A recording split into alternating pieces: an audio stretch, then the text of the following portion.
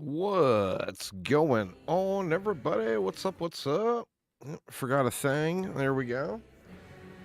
So we are jumping back on the Forged Guard and see if we can't get this guy to a decent position.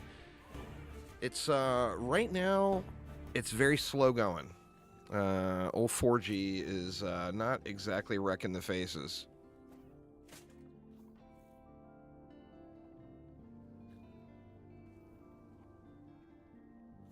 You know, I'm wondering.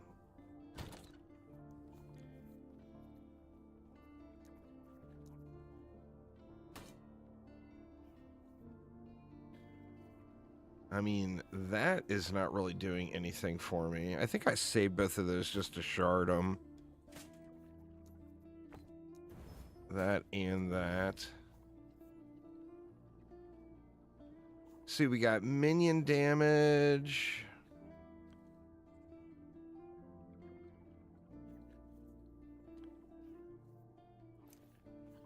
The problem we're gonna run into is the same thing on the Void Knight. So what we've got to add on is this. Ward and ailment cleansing on potion use. That's a prefix. Now the problem is physical damage rolled as our top, and that's not what we want. So I think this build is just not a good base. Let's just get rid of it.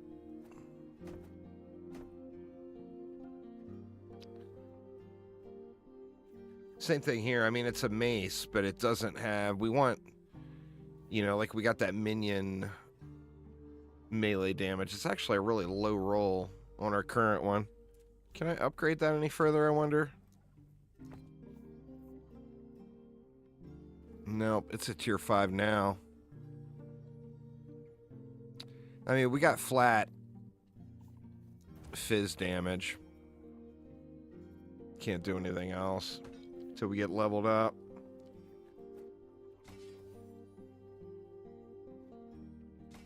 That, I think we can just shard. I'm going to hang on to that for a second. All right, so where do we want to work on? We got to basically just go through all the monoliths and get our... You know what? Let me look and see... Which ones are the ones... Like, that one is trash. I feel like I want to just go through them all. Let's just start off here at the Black Sun.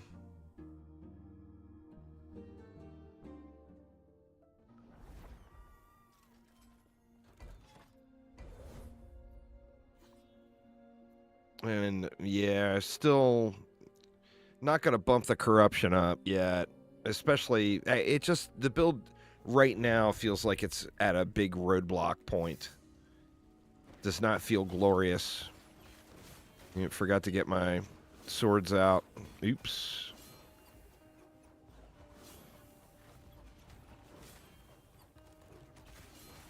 Whoopsies.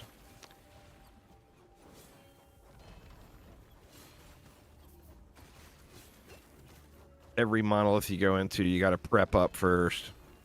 Now, if you're spamming through them,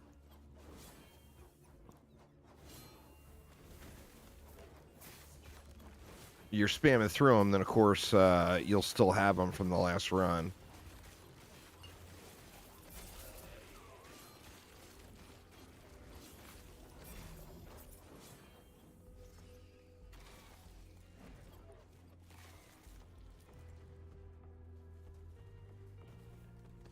Really low minion damage on that.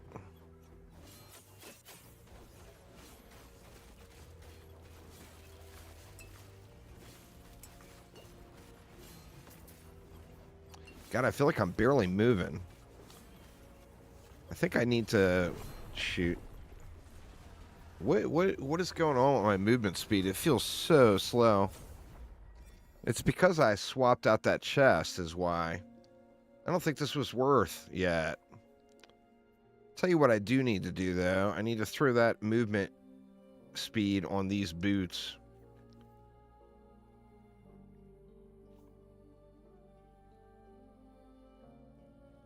Let's do that for starters.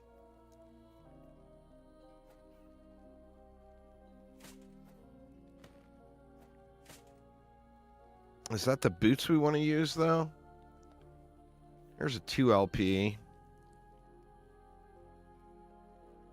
Let's use that 2LP. Let's see what we can... Well, I'll have to enchant them on my Void Knight here.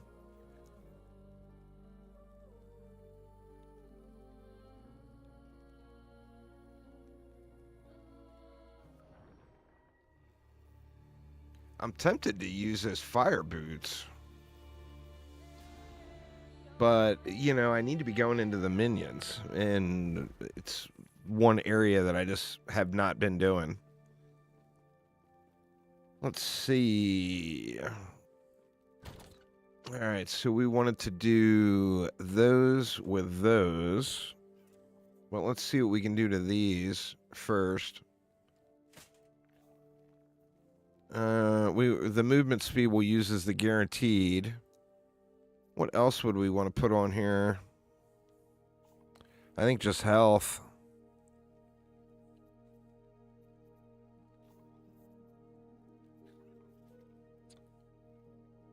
The armor and reduced bonus damage from crit sure is nice.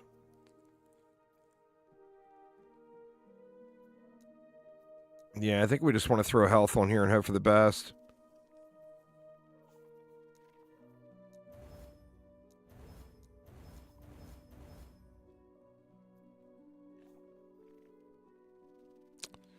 Man, I'd really like to chaos that off, but it could completely brick it if I do. Screw it, let's try it. Oh, and I got dexterity. Same thing with the lightning resist. Let's try it as well. That's bad. It's risky. It's a risky piece to use. What we want, we're going to pick the increased movement speed. But then we want the health on there.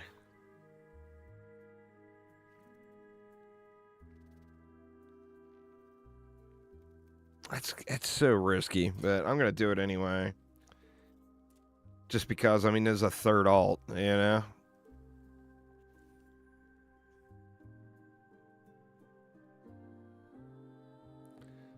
Might as well go for it.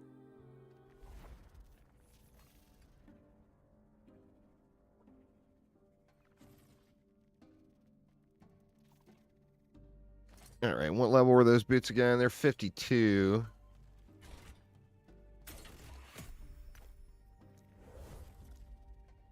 So, yeah, I mean, we can do any tier. Well, tier 2 or higher.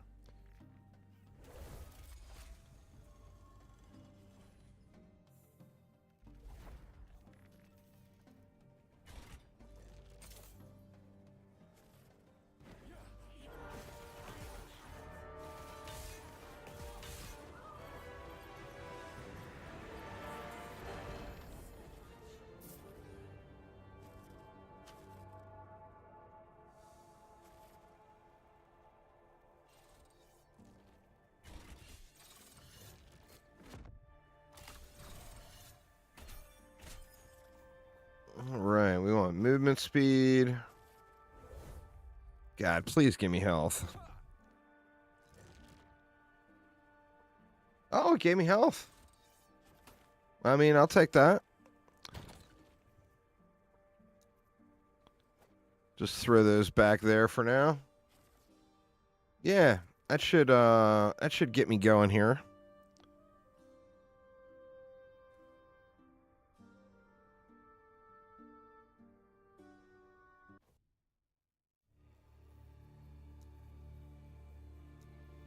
Chop back on the Forge Guard. I think I got to get like 10 or 12 more levels before I can start using that new shield.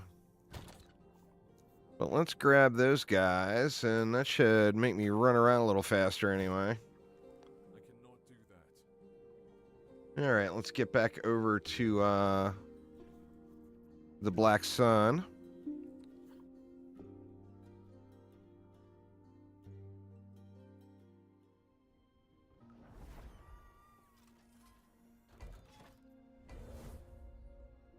I guess let's go down since I derped on that first one.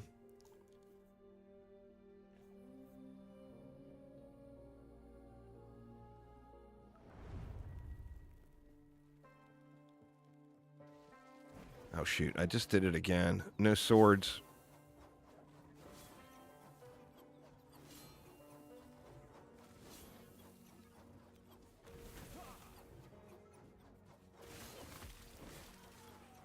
Get some of them out with Forged Strike, hopefully.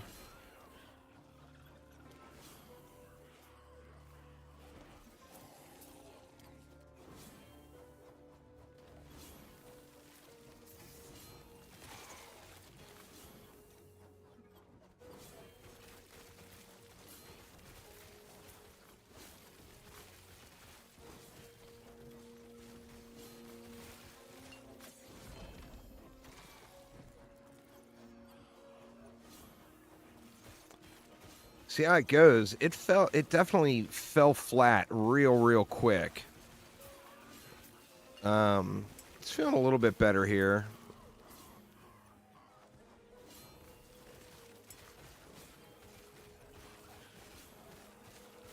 But figure this is a level 100 zone, and we're only level 68, so 10 more levels will make a huge difference.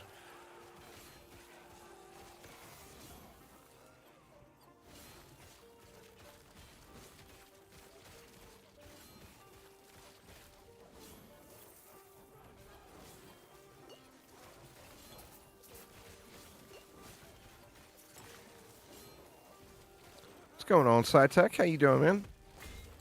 Ooh.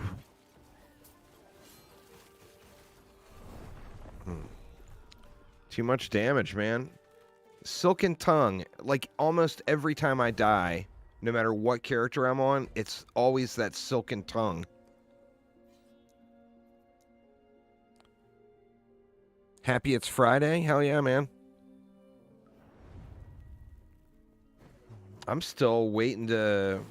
I don't have a date yet from the doctor. I was expecting to get a date today, but I didn't hear anything back from him. I mean, they could always call this afternoon, but...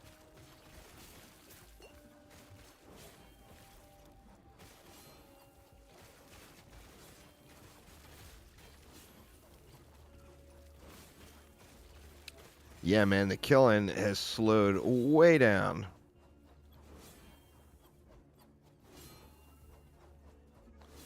Everything's done deal, though. It's all good to go. I just am waiting for the date.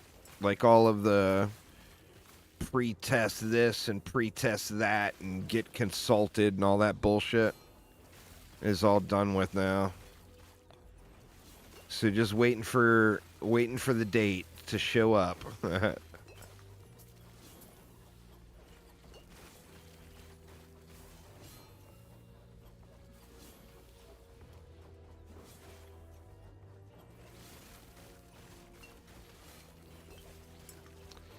You know what I'm curious about on the Forge Guard is if you look at the top, if you look at the arena leaderboards, like all of the top slots are all just dominated by that shield throw. And I haven't really heard anybody talking about the shield throw, but the first place is crazy high.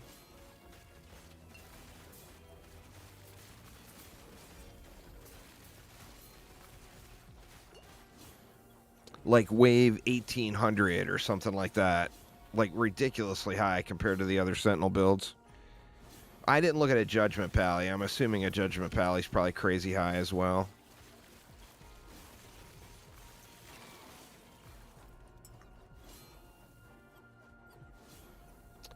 No point in going in since this was a fail.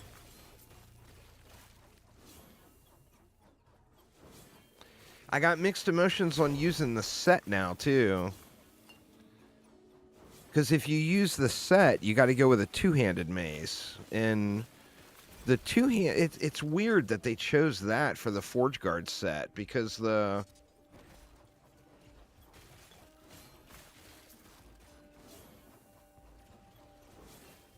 mace rolls do not really feel great for minions.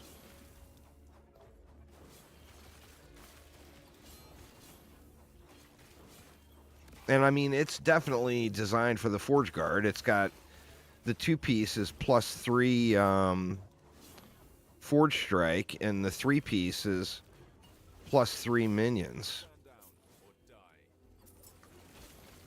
or die. As far as quantity goes. Quantity of minions. Yeah, man, look how slow this guy is burning. Holy crap.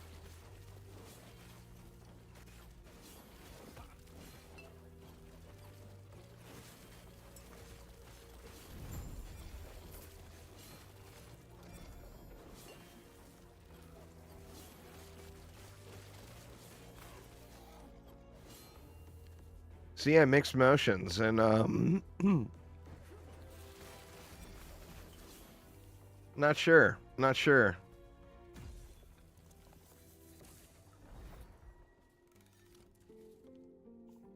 What level do I need to be to upgrade? Or I can't take minion damage up any higher.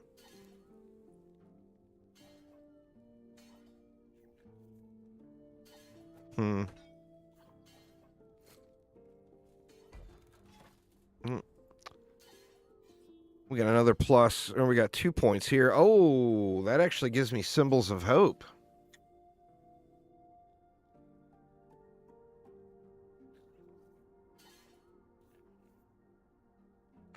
Don't need spell damage.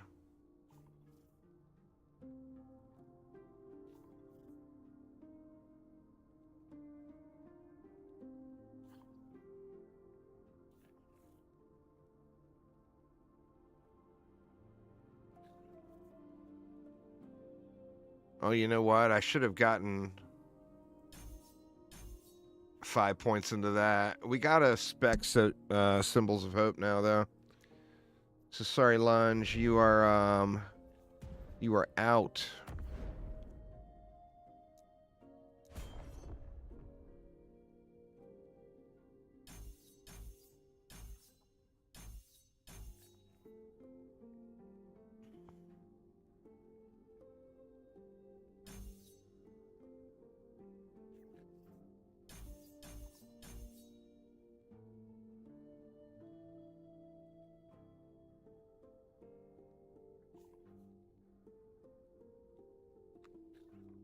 Is there any kind of synergy with shields? There's block chance. We definitely are going to want to go out that way. We want to take that node anyway.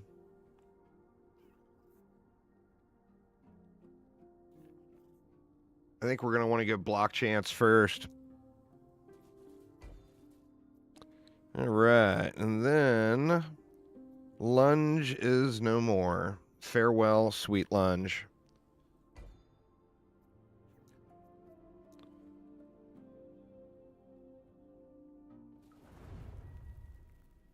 What's going on there, JKZ? How you doing, man?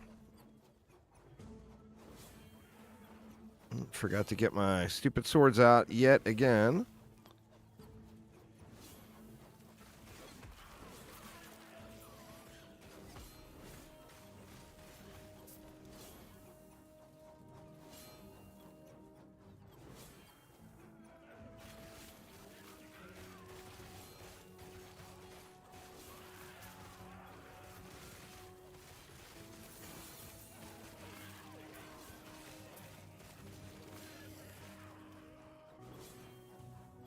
I'm not sure, too, if I'm missing any, like, really, really good nodes on that manifest armor.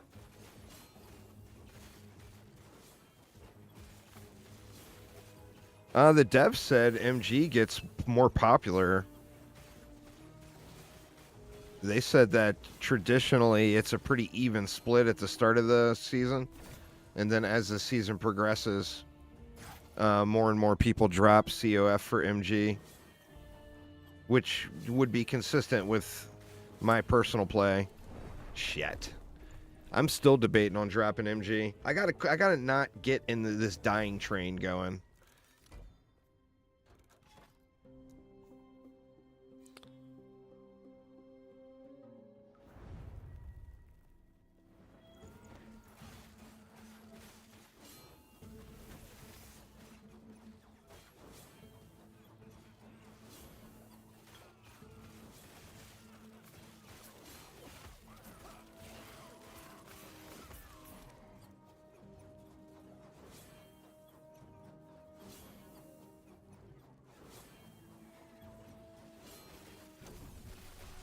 Damn birds.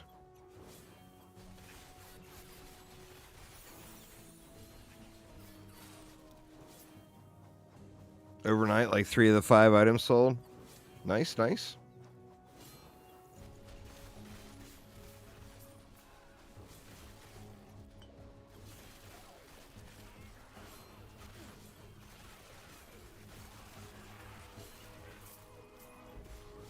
It's more people buying is what it is. I mean, if it's good, if it went consistent with what the devs said, and like with my personal experience, there would definitely be more people going to MG right now, which means more buyers, not more sellers. I mean, it will mean the buyers and sellers will even out, but when people first start swapping, it's definitely more people buying than selling. Everybody's got all that COF gold that they were unable to do anything with. I mean, what do I have? 8 million, 8.8 million. Not a ton, but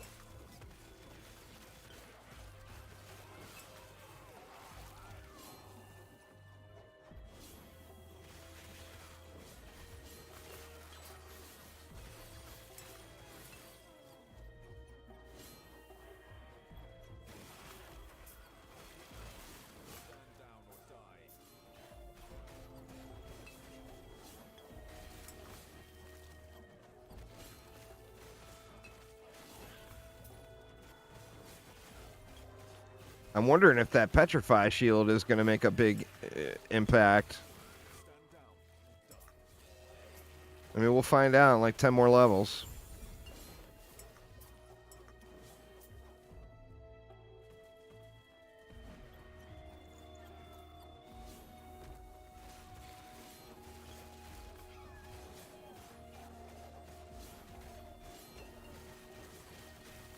Jesus, man. So much damage.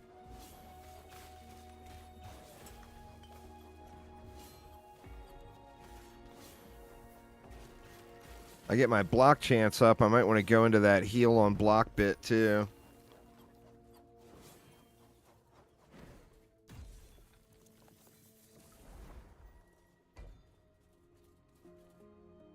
All right, let's just go out this way. Don't really want to go through a cemetery right now.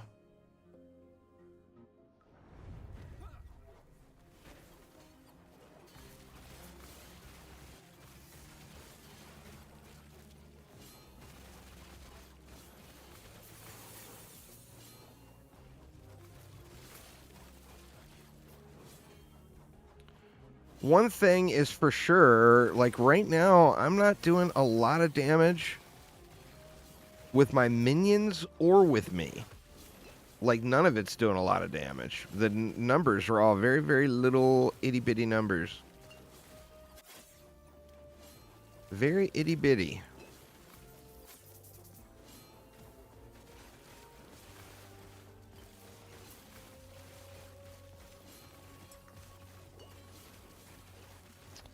One thing that is kind of cool is you're not just straight giving up on one dot.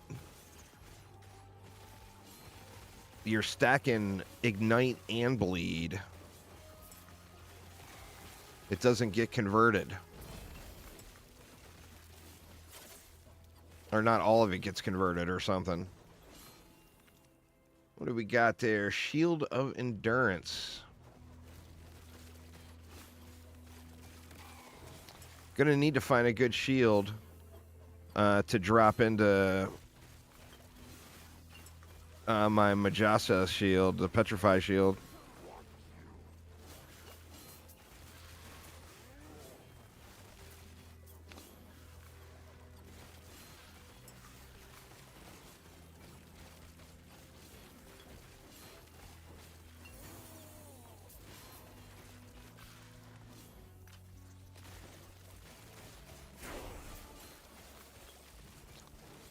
Is so slow going.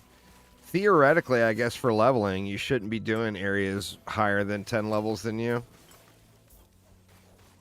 Because the XP cap's out, you know?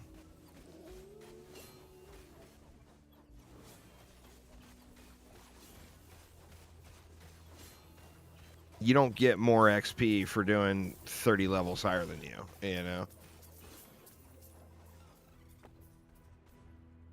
Static. That's a no. I think we just we want a shield with like block chance and health.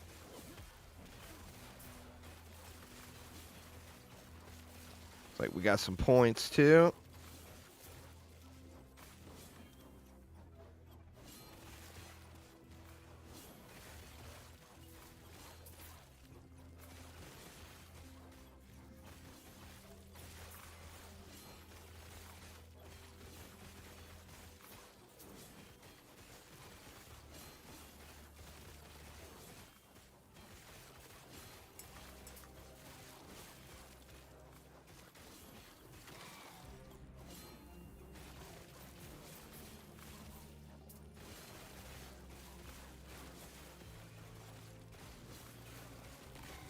I want to be able to do empowered monoliths though to get the better blessings, etc.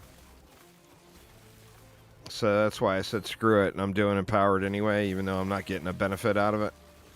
Getting a bunch of gear that I can't equip yet.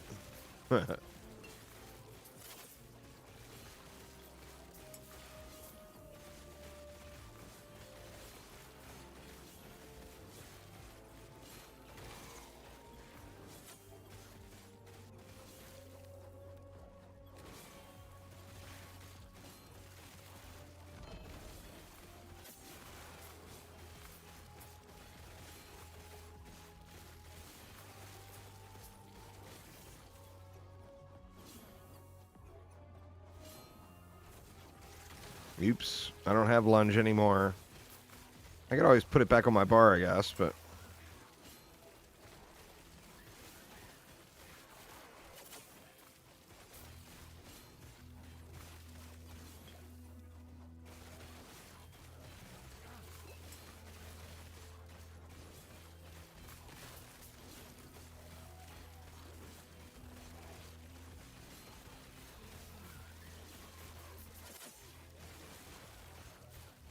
It actually looks like we're getting more bleed than ignite.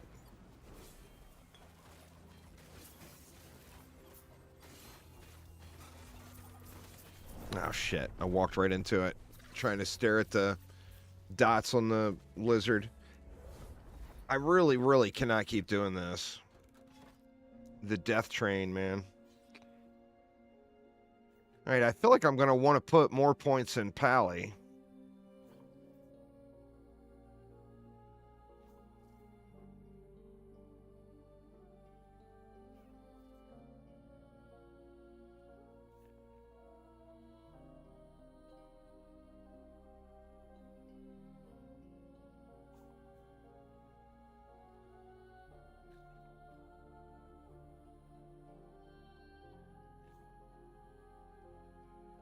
I'm not sure where we want to go here. I mean, survivability is the main issue right now.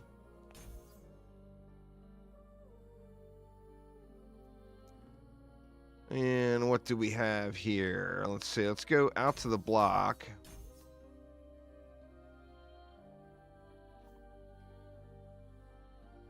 And then we'll just come out to damage, I believe.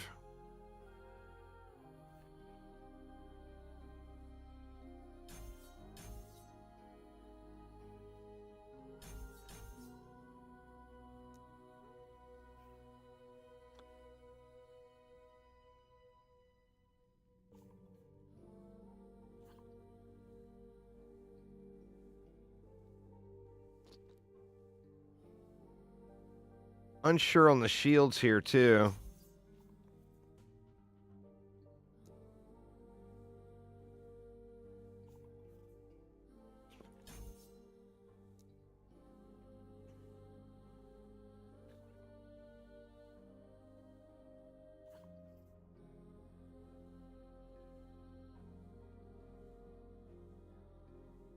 I wonder with that explode if it's worth using at all.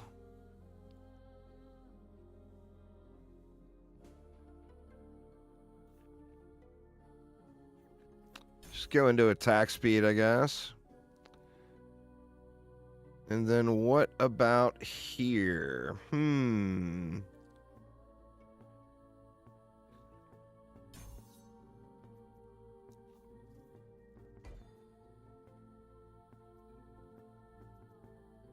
Got a cemetery either way. I guess we'll just take the dead note again.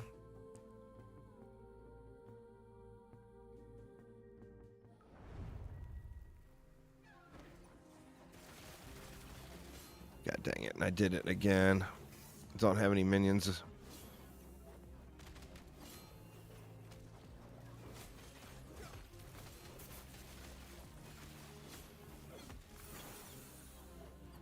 Forge Strike pops him up pretty quick.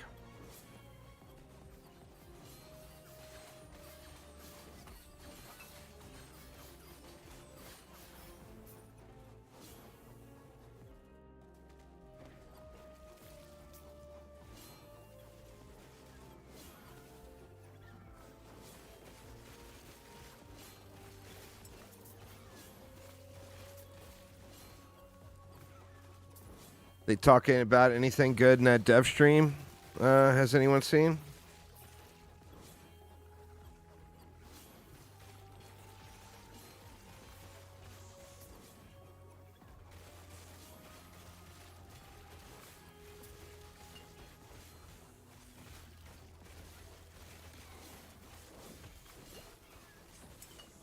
I should actually I should have watched that. I'm not sure how much of it is left now.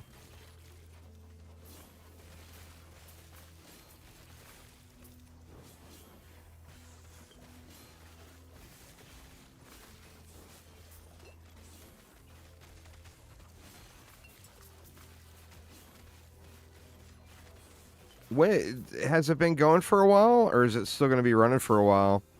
I'd like to watch it. I could switch over to it, but if it's about to end, you know.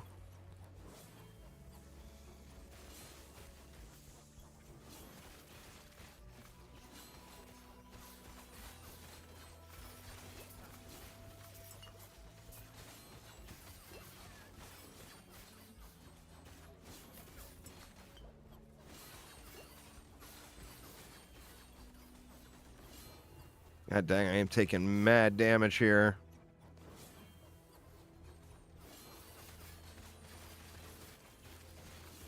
Shit. This is awful. Like I said, the last thing I want to do is switch over and not do empowered monoliths.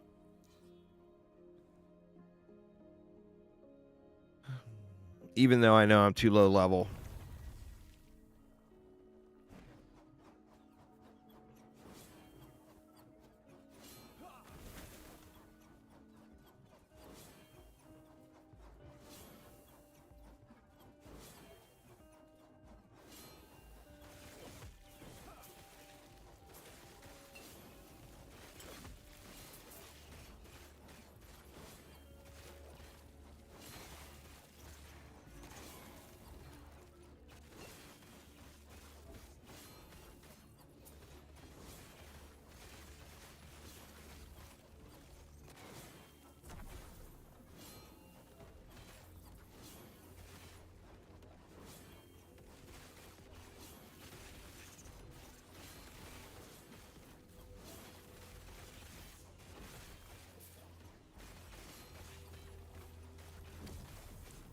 I was hoping I could get down to the boss.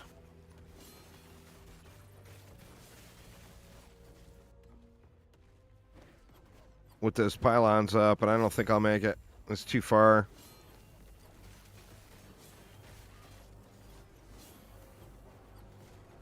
Yeah, it's just doing no damage to these guys.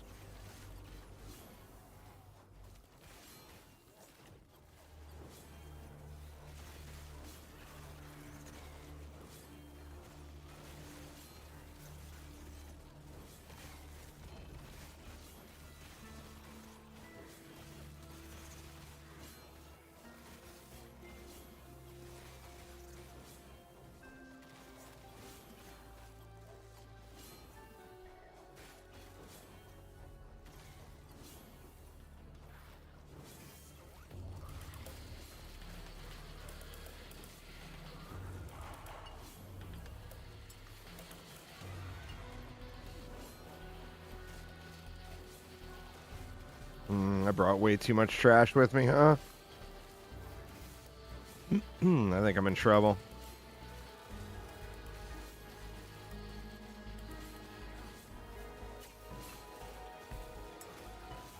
There's a lot of trash mobs back here.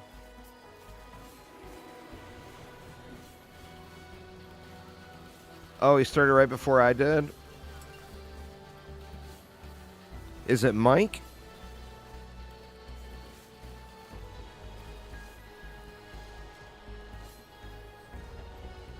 We can head over and watch his stream. If I can actually... Oh, no. Trapped. God damn it, man. This is so bad.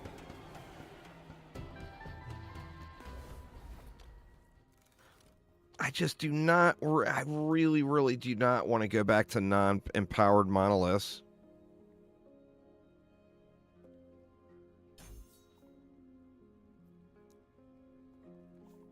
All right. Let's see if I can't get...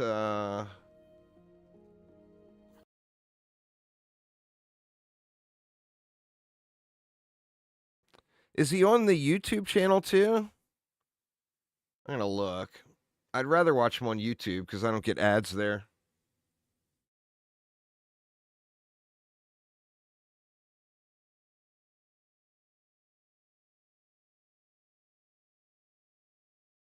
Let's see.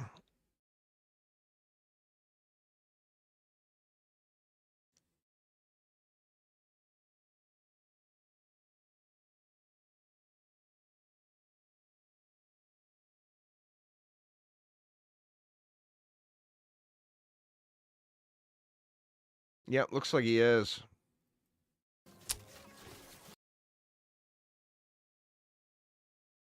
All right. See if we can get his stream loaded up. Let me change the stream title to...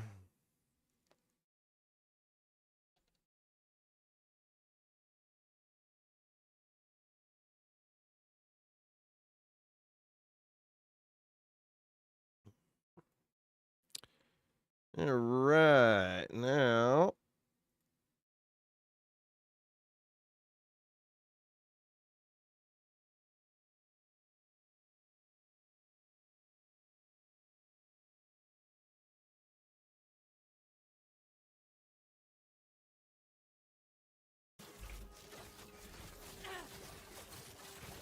Echo that I've done on this character.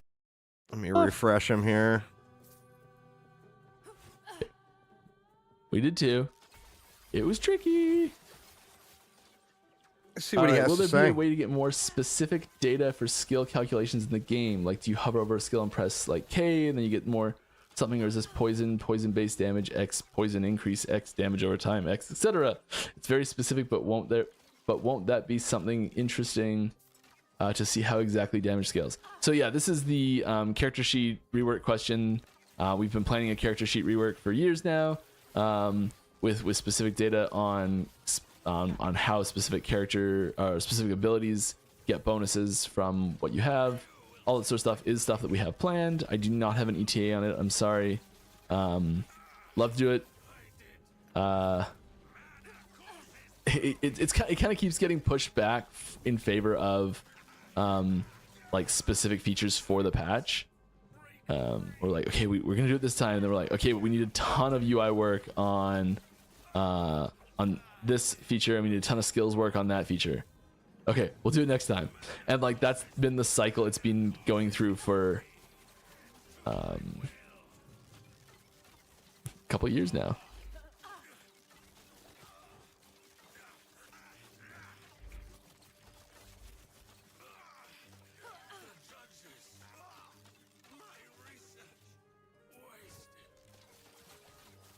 But it is definitely on the list.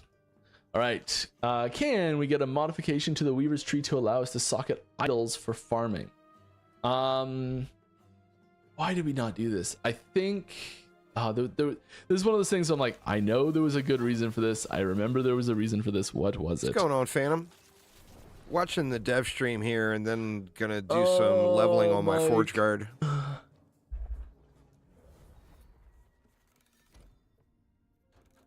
Moving on. I think it's possible to get some of those on there. I do not have a solid reason off the top of my head. I can't remember why we don't have them on there yet. We usually keep idols in sort of their own box for mechanics.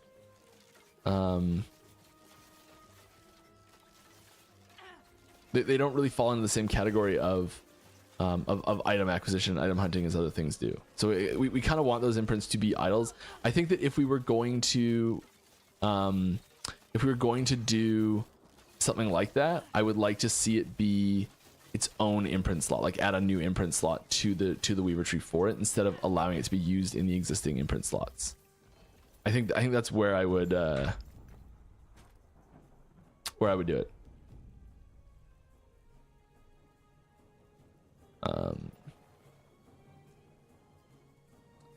Yeah, let's should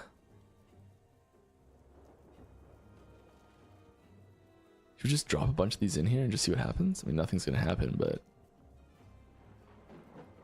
What's going on, Kevin? How you doing? right?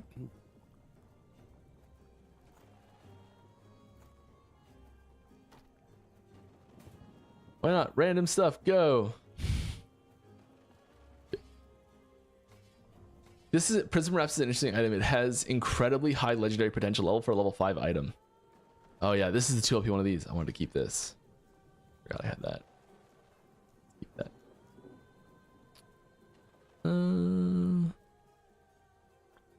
Sure, Snowblind. Let's get some belts in there now. Some rings. Yeah, a bunch of rings.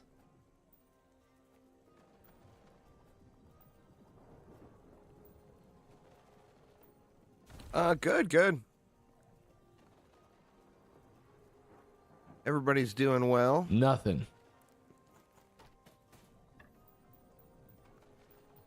My day is ruined and my disappointment is immeasurable. Can we just do quick? Oh, we can't do quick add. Really? Can we do quick add from here? Yeah, we can. Let's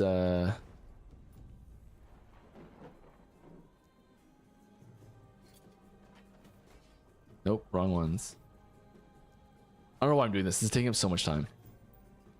I'm sorry.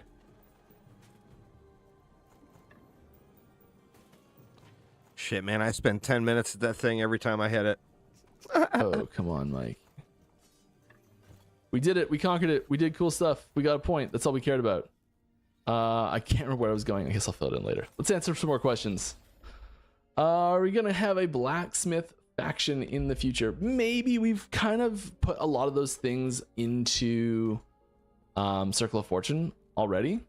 So I think it's unlikely we'd be planning on doing a big change there. That's right, isn't it? Did I accidentally switch that somehow? But that's not a bad... it's bad, Bo.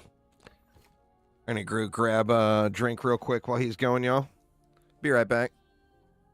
I think the factions, if we were going to add a new faction, I think it would probably be focused around...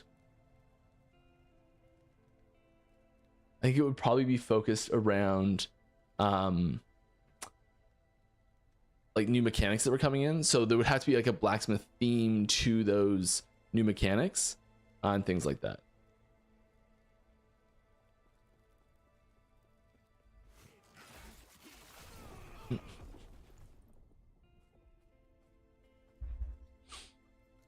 Okay. Come on, Mike. Figure your crap out. Is the Gravedigger Champion's name an Ocarina of Time reference to Dante?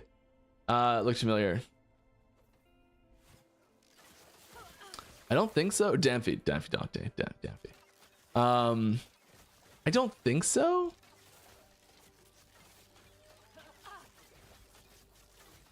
But like, that's one of those things that it's such a like huge cultural touchstone for like gamers, and as we all are, it's not a bad shot. Not a bad shot. Is the imprint mechanic intended to carry over fortune potential and faction tags? Yes, it is. It re-rolls, so the faction tag carryover is just yes. The forging potential, it is it will reroll the fortune potential within a similar range. Oh my goodness. My preview window is freaking out. Is stream okay still? My face is like twitching back and forth like a demon. This is insane. Okay, cool. This is horrifying. As long as the stream's good, we're good. Let's keep going.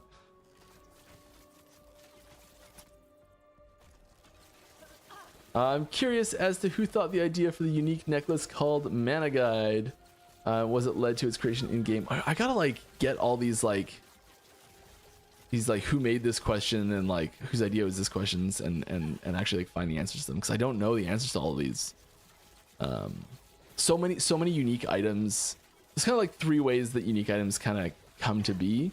Someone will have an idea on the team and we've just got like a unique ideas channel in our internal communication, and someone will just sort of like slap an idea up there, and you know there'll be a thread made about it and we'll talk about it, and you know like it'll get made or it won't.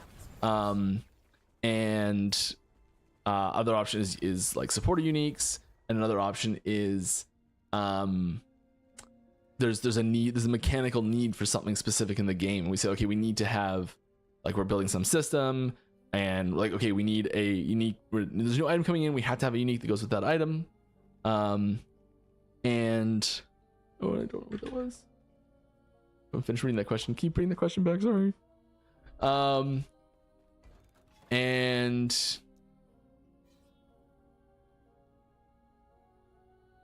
Yeah, right. I'm back, y'all. Sorry about that. I don't remember the rest of the question because I didn't fully read it before it got deleted. Sorry. The third way items get created, yeah, and yeah, there's like some need, like, yeah, we're adding Heartseeker. We need a Heartseeker unique. Let's find some way to put that in that's interesting. I don't know the origin story of Mana Guide specifically. I'm sorry.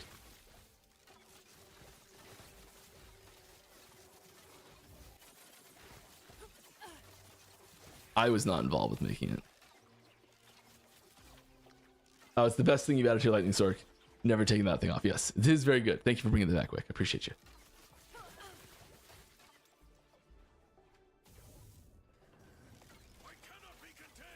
Ooh.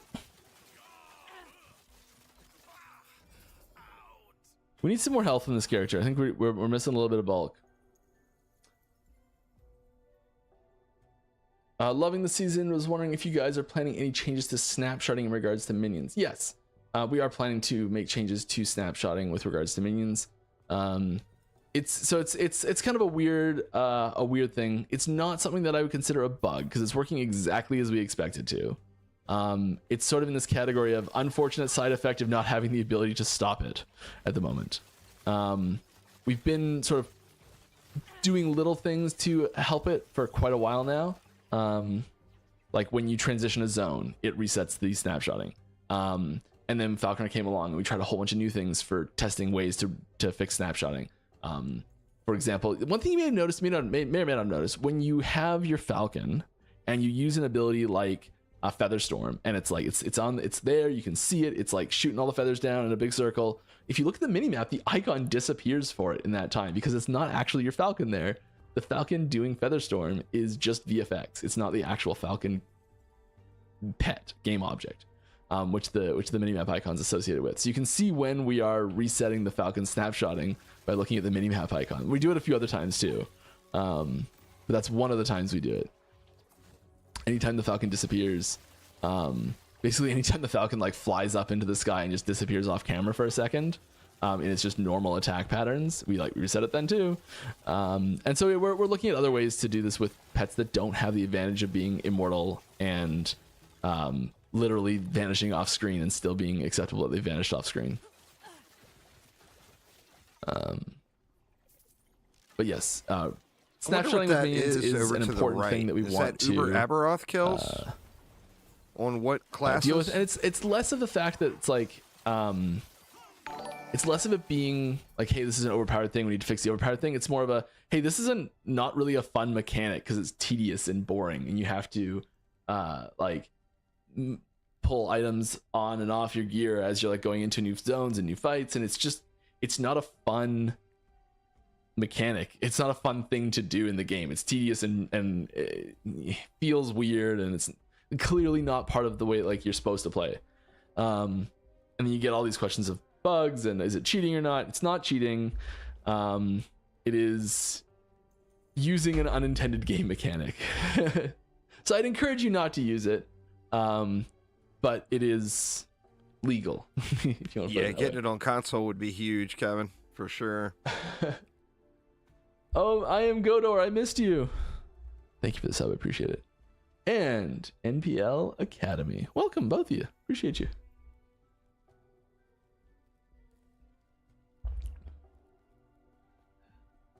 Let's keep playing a little bit here. How can you see? Ooh, how can you see what woven echoes you've already ran when you look at the echoes on the faction vendor? You can't. They cost a lot, and buying them is very aimed in the beginning. Yeah. That's a good point. We don't have a way of doing that. The only way you can see if you've run them or not yet is in this window, and if you don't have one, you can't see that. And that's a great call out, and you should please put that in the suggestions channel on our Discord so that we put something there so it is visible.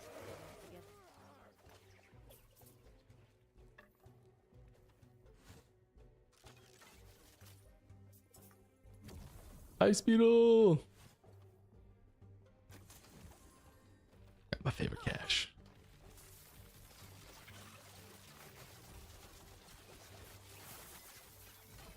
Ooh, boots.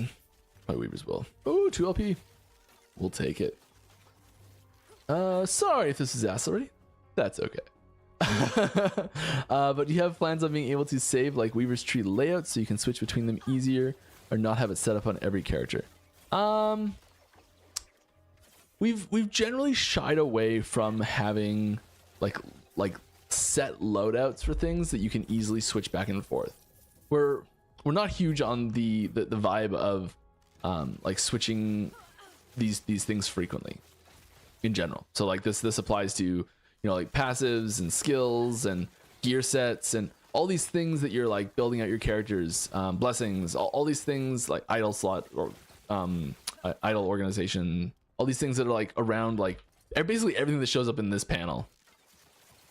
And then I guess now Weaver's tree panel as well. It would All be things pretty show up in nice to skill have, though. trees.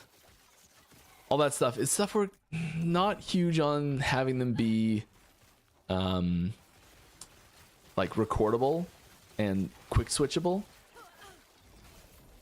It's not to say it's impossible and we won't ever do it, but it's a hard sell. All those things are always a hard sell.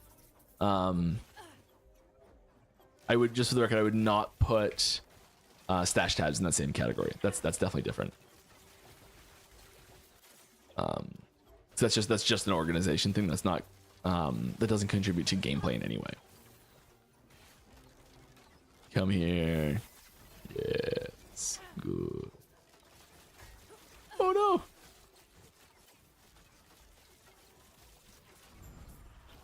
Okay, we survived. And that's a lot of set items.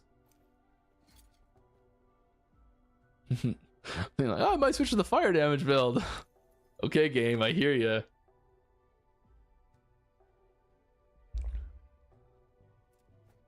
Can we get anything better within minion damage though? Void damage. Oh, and that. Yeah.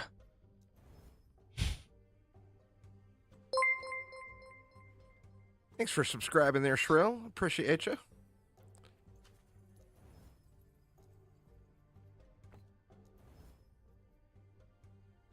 Down to 1. That went from had room and just fell off a cliff. Wasn't expecting much.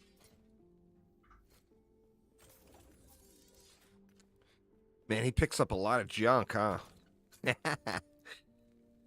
Need to refine that loot filter for him.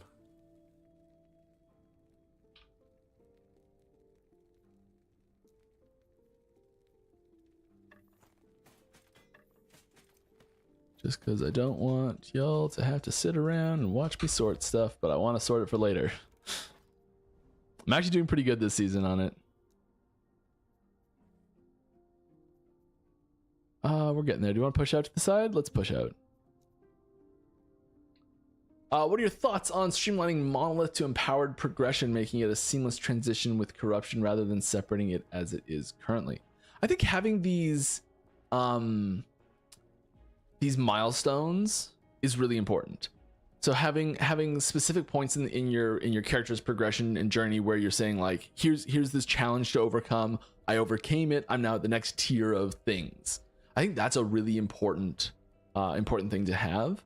And I'm not personally interested in getting rid of that. I do think we do get a significant amount of feedback, or I shouldn't say significant, we get a not insignificant amount of feedback about difficulty spikes going from regular monoliths to empowered monoliths, and I think a lot of that has to do with the sort of like image that like it almost feels like normal monoliths is like the end game tutorial, and empowered monoliths is like the real end game system or something like that. And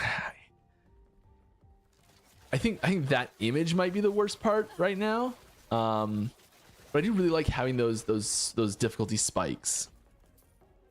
And this might just be the like back in my day talking. And like I'll bring up Diablo 2 again, and that spike from like, oh, you beat Nightmare, and then you step into Bloodmore, and a zombie just whoops your butt. And you're like, what happened? I just killed Dahl. Nope.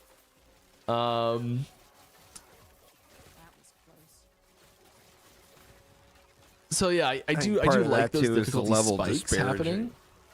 You know, people will go into empower monoliths. Spikes might be the wrong term. Level 50. Small jumps. You know, might be too big at the moment. But I think having it be just a straight curve of like you get into monoliths, you're in the end game, and your corruption is the difficulty scaling number for the entire thing, and there's nothing else. I'm not a huge fan of that personally. I think if we were gonna do something like that, I'd be advocating for like take a 0 off of all the corruption numbers, and make the what corruption does much more significant per point. Just there's that like little bit, like having stepping is really good. I think the steps can be too big, and they might be too big, but just having stepping at all I think is important.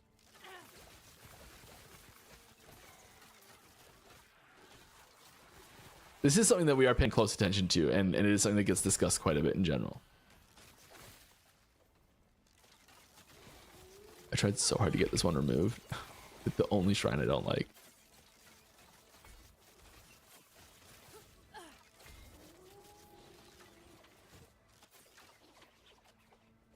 Just answer a quick question. Let's just take a second to answer a question. No. I'm having a moment. Leave me alone, monsters. Are there prophecies to farm Weaver idols in COF? No, I don't think so. Shoot. I don't know. I don't think so. I feel like someone told me it was supposed to be, but it was bugged or something. I think there should be. But I don't think there is. Like, I think theoretically there should be, but I don't think practically we've ever tried to. that would be pretty cool. If that makes any sense.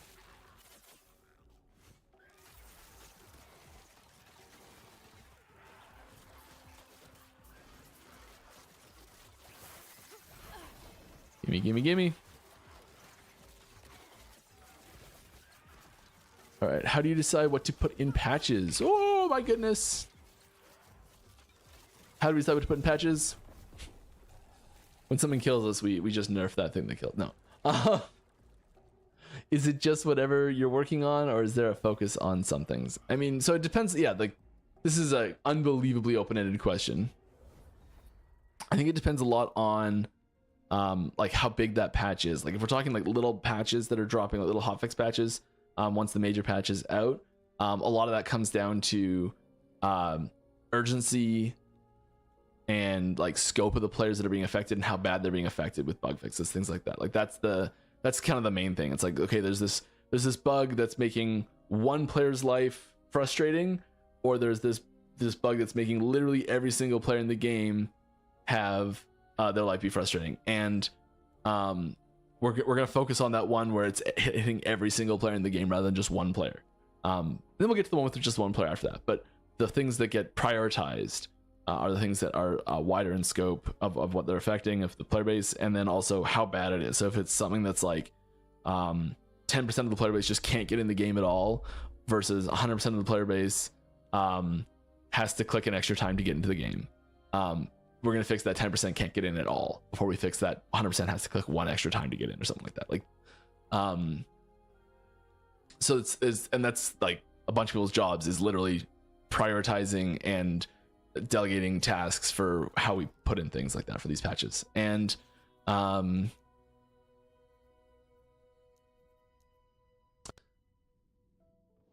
as far as for like bigger scope patches, I mean, that's like the whole like season 2 patch, like what everything that, all the features that went into that's like months of planning. And it's like that's getting planned way out ahead of time, and then we always leave space for like I don't know how to answer this quickly because I don't have a ton of time to answer all these questions. Super long format, but like if you have we usually want to have like a core through line for the main event that everyone's going to associate with the patch, and then specific changes we want to mechanics that are already existing in the game, specific changes to existing like classes and masteries and things like that, and we'll usually get things in those main categories, and I think a lot of it comes down to like how much time do the people who are going to be working on those things have. So it's like you've got 10 people and each one of them is good at one thing, let's say, just like oversimplify things, and you've got 20 really important things for person A, and you've got one really important thing for person B. 19 important things are getting left behind, you know? So sometimes we end up with situations, I think that's maybe where this question is coming from a little bit. Sometimes we do end up with situations where there are things that seem like they are much more important that are getting left behind, that aren't getting worked on. And I think a lot of the times that happens because, especially when you can see other features that are clearly less important that are getting attention. I think a lot of times that just has to do with who's available and what other thing, because those two features that you might be comparing, like this one's really important to have in, and this one's much less important to have in, but this one made it and this one didn't. Like, why is that? I think it's because they're not in the same like pool of resources that are going to get allocated to it. That makes sense.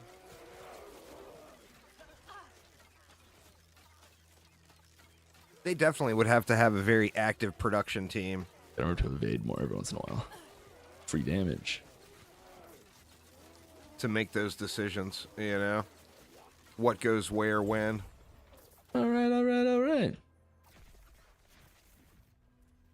Nope, it's that key. My hand is one off. That's why it was weird.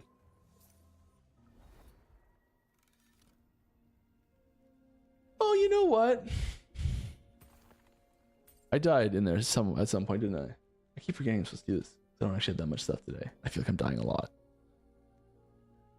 If you wanted to break down the stats a little bit more, and you wanted to see exactly who's killing at Uber Aberoth with like legacy and season breakdowns and solo account found and solo character found, here's that. Make it a little bit bigger for you, actually. Erasing strike, dominating. Fit to screen. Okay, a little bit bigger.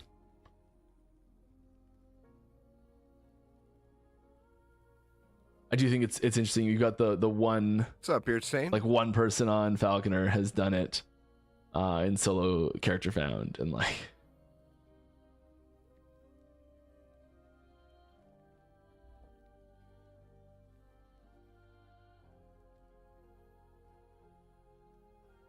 There's a few standout individual performances there that I think is, if you're one of these people, well done, impressive.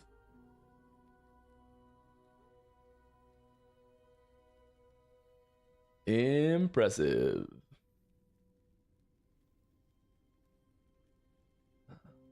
Do not have enough space to keep this one on screen though, so I'm going to turn this one off completely. I'm going to keep going. Hi, Mike. Hello. I haven't even tried Uber Aberoth Loving the yet. patch. Regular Me too. Aberoth is pretty easy. Any thoughts on more options to convert skills to different elements? For example, Infernal Shade to Necrotic. Yeah, I think elemental conversions for abilities is a quite popular mechanic that we do try to we try and put them in. It's something that gets people excited about it. It's something that it does have a fairly high development lift to it. So it's one of the more difficult things to put in time wise. So like if we were saying like, oh, this ability now can shred armor, that's something that I can do in a minute. But having something that's like a fire conversion for an ability or something like that, or necrotic conversion for an ability, like that includes sound, VFX, the skill design team, balancing, QA. Like there's so many things that get involved with doing that because there's so many more moving parts that we can't do them quite as much as we'd like to all the time. It's like just the other day we were looking at an ability in Plans to the Future, and we're like, in the brainstorming document there was a lightning, poison, and fire conversion node suggested, and we're like, wish we could do all these, but because of what it is, and this one in particular is really hard to convert because it's a really hard ability to convert in general, and so we're like, okay, we've got to pick one of these to pick. Which one of these element conversions are we going to do? Because we just don't have the resources to do all of them right now. And maybe we'll do another one later, slap it in an item or something like that. But it is something that we have to prioritize which ones we're doing. And then on top of that, we also don't we try and be really intentional with which elements we do conversions as well, just because. If everything's every element, then the theming of your build doesn't really matter that much, because you're like, okay, I'm going to be let's say Heartseeker could convert into literally every element. And Puncture could convert into literally every element, and Flurry could convert into literally every element. And then it's the element that you're playing doesn't play any role in your character's identity really, because you're just playing a Heartseeker marksman, or you're playing a Puncture marksman, or you're playing a Flurry marksman. It takes away the identity of the abilities somewhat. And so like a lot of debate goes into which conversions each ability is going to have. Matching of, I think that's one that's going to have capitalization help with it. It does not. It's all lowercase. I don't know how to pronounce it. I appreciate you. Thank you very much for the sub. And I apologize for butchering your name horribly. Try one more time if you want. Majin God V? Majin God 5? Is that it? Is that, huh? So bad. This is my kryptonite. Reading. A true ARPG player. No, I'm just kidding. All right, moving on. More questions. Got him. My experience tells you, Jag.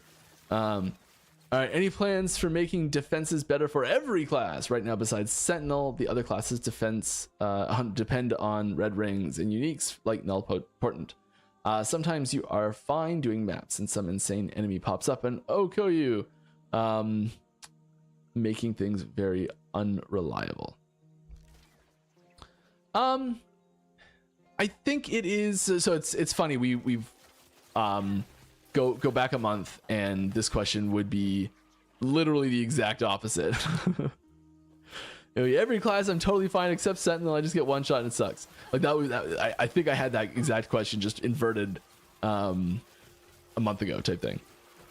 And so we may have swung the pendulum a little too far back the other way. But yeah, this is the sort of thing that we are very close to paying attention to, and we'll definitely be looking at for season 3. It is very important. I do think Hopefully it's they don't appropriate nerf that Sentinel the Sentinel into has the ground. the most natural defensive tools. But the total survivability, like the total potential for like max power content should not be so lopsided. Like the numbers we are seeing for who's defeating Uber Aberoth and how high performing Sentinel is in general is it is overperforming for what we'd like. It's great to see it doing well type thing, but you know, it's the sort of thing that we would like to see. Let's put a smoke weaver in there because someone's coming to kill me.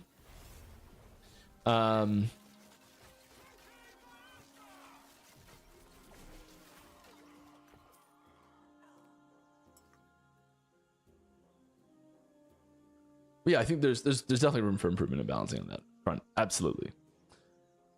What do you think of the idea of you guys showcasing a build a week? Showcasing a cool interaction or unique build. PoE has had this before and I found it really cool. We do this every month. We release an Ethereal monthly post, which so not build of the week, we do build of the month, but similar. And yeah, we do this. There's April was a cold Heartseeker build by Trickster. Thanks for that info, Wick. I did not know that off the top of my head. Appreciate you. And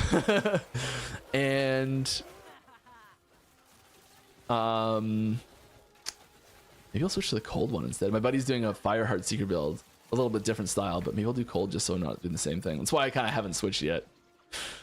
I do have some of the items too. Might be playing cold Heartseeker next week. We'll see. Anyways, what was I talking about? Monthly posts. Yes, yeah, we do a monthly post. Builds in there. Love it. I think it's great.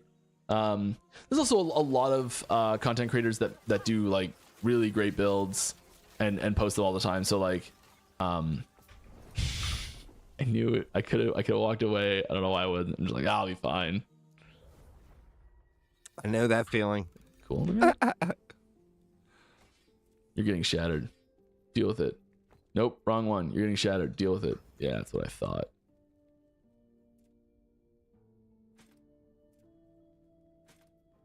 Sometimes you just want to smash stuff.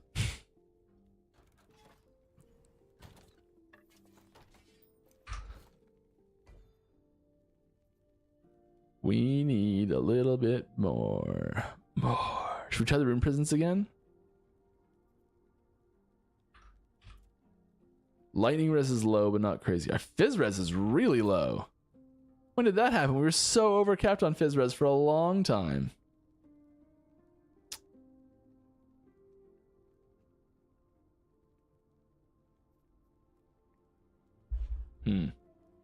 Grumble, grumble, grumble. Our gear's not great. It's just my fault. That is no one's fault but mine. Playing with a minion army is fun playstyle. I've enjoyed it in most RPGs, which isn't currently good in this game. Aw. It's better to use one minion and buff it up. Any plans to look at this? I mean, we're always... I think historically, minion builds have been incredibly powerful in Last Epoch. They might not be the cream of the crop right now. I think sometimes it's... You know, it can be a little skewed on...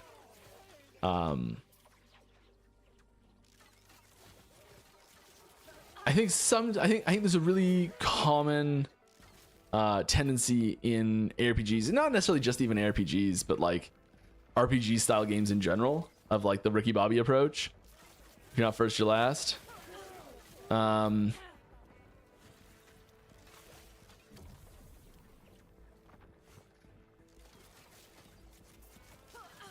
I do know that specifically Necromancer and Lich, a little bit more so Lich than Necromancer, but definitely Necromancer and Lich are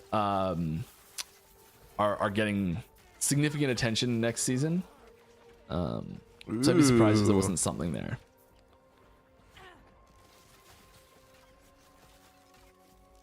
And we do often look to the lower power options for room for buffs. A little minion build next season might be fun. Have you considered adding an option to hide the helmet? Yes. It's funny. That's actually why I wear this MTX, because it's the closest thing to hiding the helmet you can do in the game. Because I'm right there with you. I love hiding the helmet. This is just like the least invasive helmet option in the game. So I like being able to see the face a little bit. Put in the suggestions channel, please. And I say that because I want it to happen, not because I want you to just stop talking about it or something like that. I want you to keep talking about it. People are asking how many hours I have in Last Epoch. I don't know. That's a really hard question to answer. The first time I ever played Last Epoch, technically, was...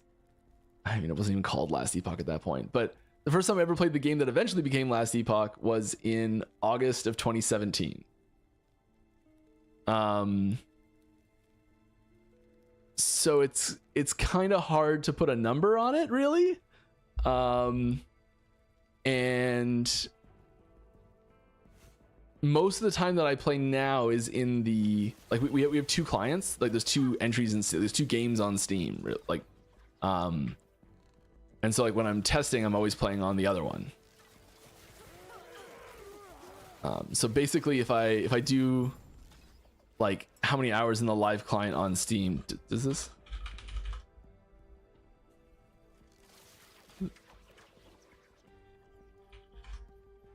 Do we? I know we added commands. I don't remember which commands we added. We didn't add a /plate or anything, did we? Oh, just like how many on the Steam client. The Steam client has it, doesn't it?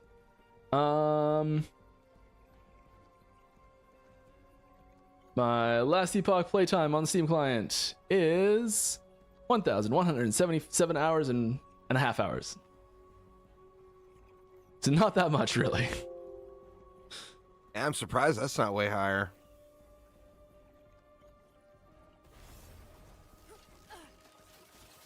A lot of that is streaming.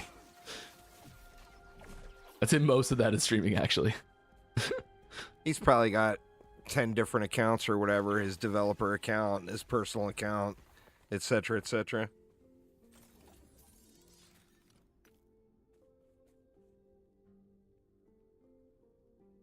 Oh.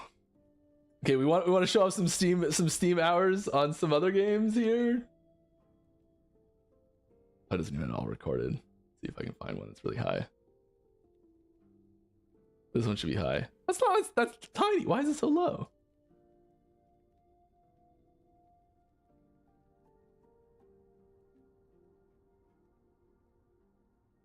Oh, okay. I've got to install this to boot it up just to play it a little bit longer. Just to hit 3K. Got to do it. I know that's way. I think it was like an old Steam account that I started it on or something, because that number should be way higher.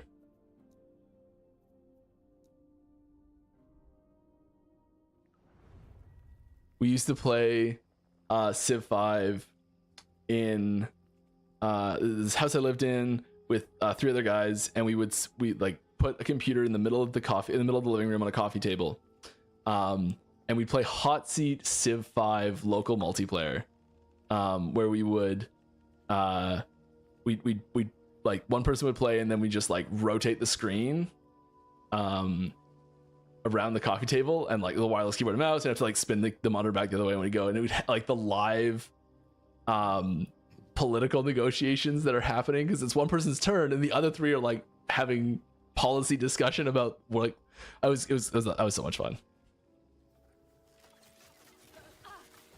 Love that. We used to do that with Heroes of Might and Magic 3 as well.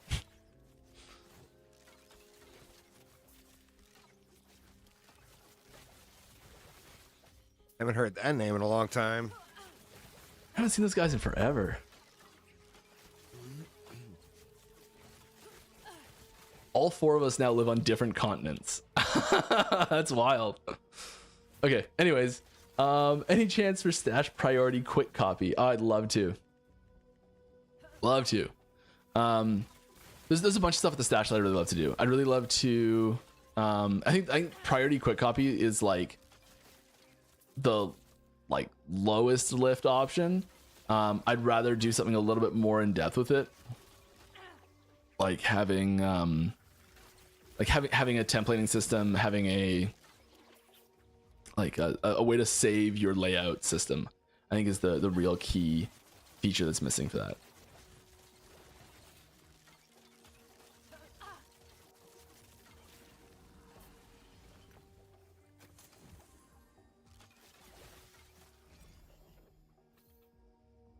Are there any plans to make Reaper form for Lich behave more like a Druid transformation? By that I mean replacing all of your skills with a new one. No, this is there are no plans to this. It's not to say we're completely forever against it or something like that, but this is one of those things where we try really hard to give, like, class identity is a really big pillar of our game design philosophies, and I think that, you know, we spend a lot of time trying to make sure that each mastery has a feel and a vibe and mechanical difference and all these things that like make it unique and make it where you can really tell like what you're playing. And Acolyte and Primalist have so much overlap. And so this is one of those things, like, it's little things like the elemental spells that Primalist has compared to Mage are focused around weather and nature, whereas the Mage ones are generally focused more around the player creating these things from like arcane magics. Meteor being the shout out example of not that. Which Meteor being on Primalist or Mage was a debate that raged for months. And it's just too iconic to not be on Mage, I think, was the final factor there. But remember that for the future. And it's not being taken off Mage, don't worry, but just, you know, remember that. Anyways, so like Acolyte and Primalist are the two primary minion and shapeshifting classes. So keeping their functionality interesting and unique and feeling different is really important.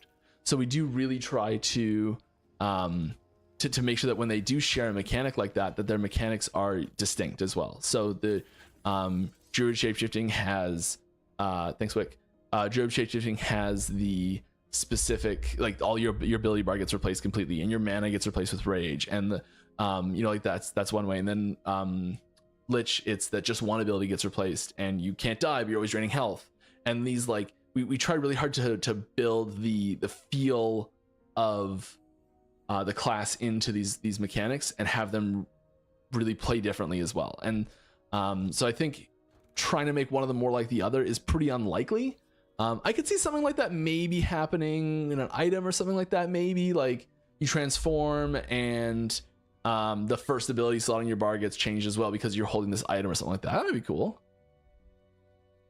Or like when you transform, like the item changes what reap is. So you don't, reap doesn't go in your bar, but something else goes in your bar instead of reap. I like that.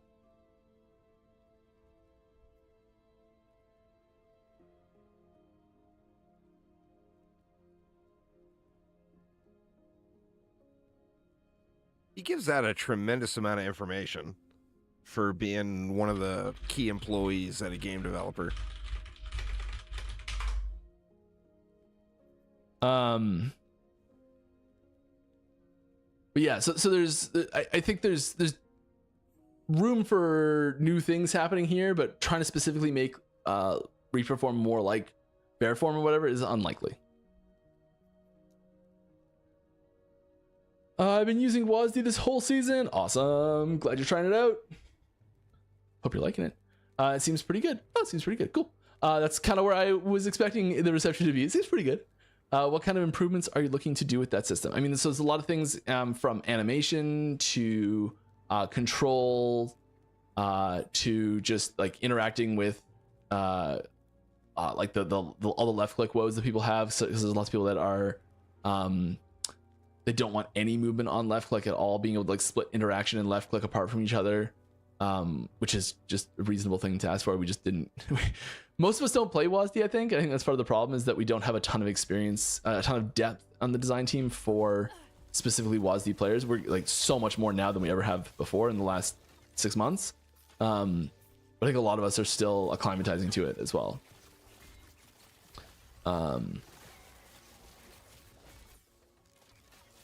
more targeting options.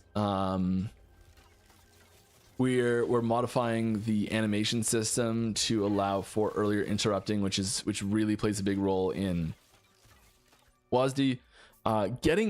So one thing you may notice if you're playing PoE2 is the example of, I think, like WASD built from the ground up. Like there's never been a public build of PoE2 where WASD wasn't included in it, because it's like, so initial version it's there in development, where we're kind of trying to tack it on after the fact. And so you get a lot of things in their functionality that would be really nice to do, but we can't really just slap in. So things like even when you're on keyboard and mouse, you see it too. Like, it's clearly functionality that was built for WASD that applies to both. So if you're playing a bow character and you start the action of a shot and start walking, it will continue that shot action and have you walk backwards slowly. And that type of feature would be great to be able to add. It does change it changes the balance and the feel and of so much, so heavily, that I'm not sure we have the bandwidth to even attempt a change of that magnitude type thing. I kind of want to rebuild every ability from the ground up with that in mind, which would take forever. But we are doing some stuff with animation to make canceling abilities earlier a lot easier, and having them just look a lot better while you're in WASD and using them in general. I'm really pumped about those things, actually, so you'll have to wait and see for those, but there's some great stuff in there. Early videos look awesome. Great job, animation team. Hey, look, some health. Can we craft that into something useful? Unlikely, but we're gonna try. That's a lot of health, actually. That's a 1 away from perfect health drop. All right. Okay, so are we going to just try and chaos us into something good? Just roll the dice and get lucky? Mana regen. Not what we wanted. I know it can't, but I wish it could remember what you had before. I guess I should have re-rolled this one first. Void damage. Oh, great. Okay, can we just like...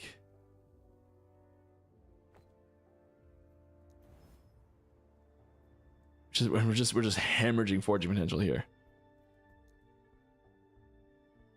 This has got a burnt stat anyways on it.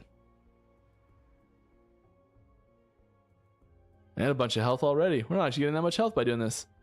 And losing a ton of resists. This is not going to come out on top for us.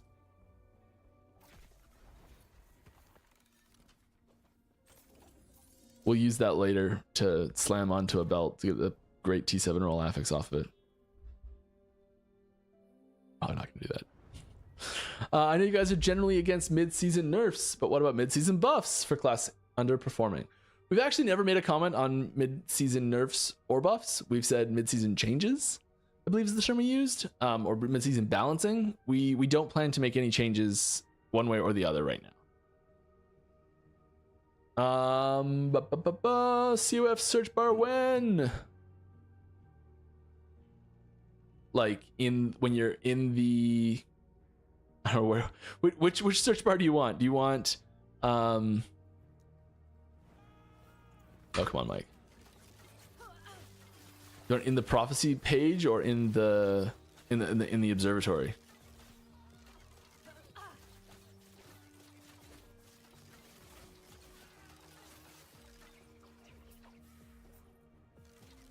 I'd love it in the observatory. I'd love it in both, actually, what I'm talking about.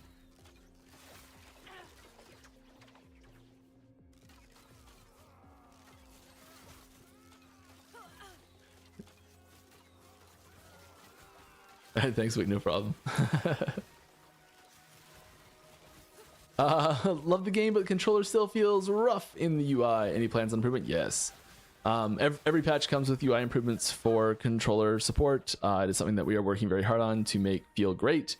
The goal is for you to be able to start Last Epoch, or for you to how can I say this? For you to, here I go, got it. For you to boot your computer up in big picture mode, which is the like Steam's I've turned your computer into a console mode.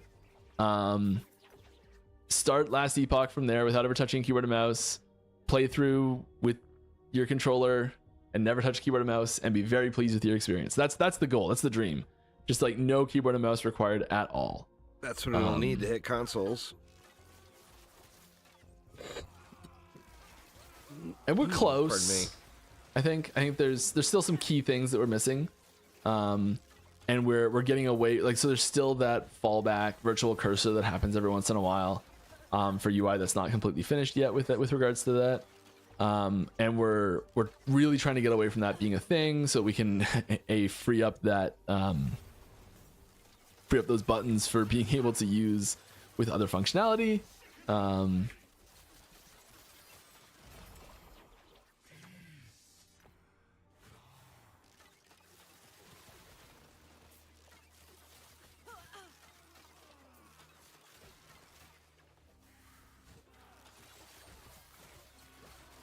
yeah, still working on. Oh, I have teasers. Oh my gosh, we're so close to the end, and I have teasers. I brought stuff to show that's not just stats. I brought season 3 teasers. Yeah. Oh dang. Yeah, they're already here. Do I do it now? Just in the middle? Yeah, let's do it right now. Here's the first one. It's vague and no one knows what it means. But here's a season 3 teaser. It's an early concept art of something. Pew pew pew. All right, when are we getting fire version of Mana Strike for Spellblade? Flame rebuild. Offline status in social when? Like, okay, if you're in like full offline. Oh, like I see what you're saying. Being able to like go into your social menu and be like appear offline. Yeah, that was my one request when we were setting that up. I was like, I demand this. I don't actually demand anything really, but jokingly said it that way, and it never got added. I was quite frustrated. I agree. The UI's there. I built that UI for it. It's there. It's sitting in the background doing nothing. When are we getting a fire version of Mana Strike for Spellblade? Probably never, because we've got Firebrand and Flame Reave already. I'd say it's very unlikely that we'll get a fire version of it, but it's possible, I guess. Upcoming changes to Necromancer. Any plans to add UI to view minion stats? I'd love to. I wouldn't get your hopes up on this one, but it's on the dream board. Right now, it's hard to compare minions to see the impact of gear or on stats like HP, armor, and resist. I fully agree. It is very difficult. Keep hope alive, but don't expect it.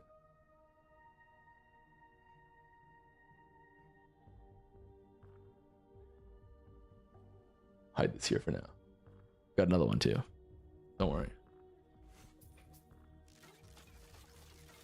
Maybe we'll try the Exiled Mage Horde again, and I'll get my ass handed to me one last time. In the world of Atera, it does which would seem be like some the sort of true recipe, master of death, a damn, necromancer with 1,000 anything. bone minions swarming, or one towering 1,000-foot abomination stitched from thousands of corpses. I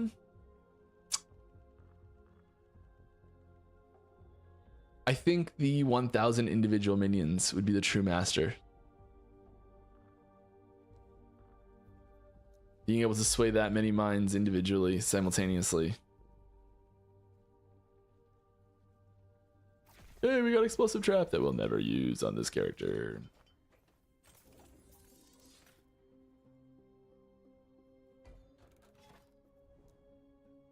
Oh.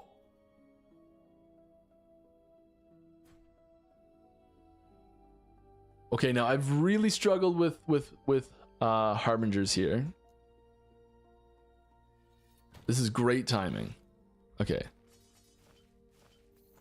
We're gonna go for it. It's gonna end horribly, and I'm totally okay with that.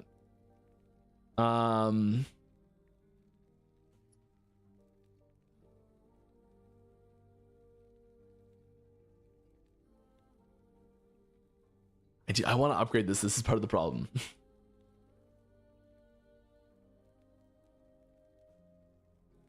I'm gonna give it a shot. We're gonna try. We're gonna try. We'll see what happens. I am likely not going to survive this.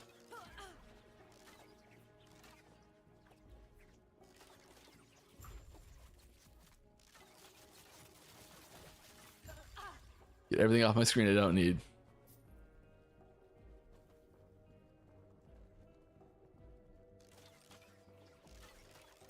Do I have any information on primordial uniques or a broad focus area for the future of the game? Nothing specific. I can't talk about anything with regards to that at the moment. I'm sorry.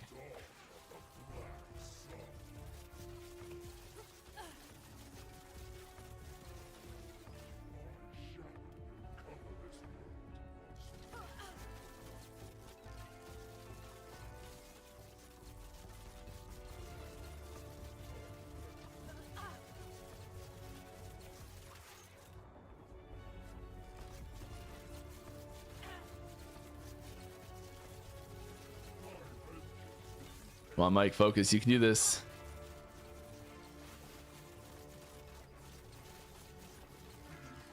Okay. It's not over yet.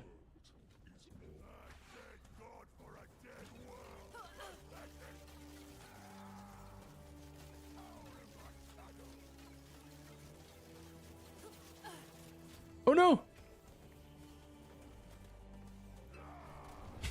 Oh, wrecked. Oh my god. My brain just flipped. It wouldn't work.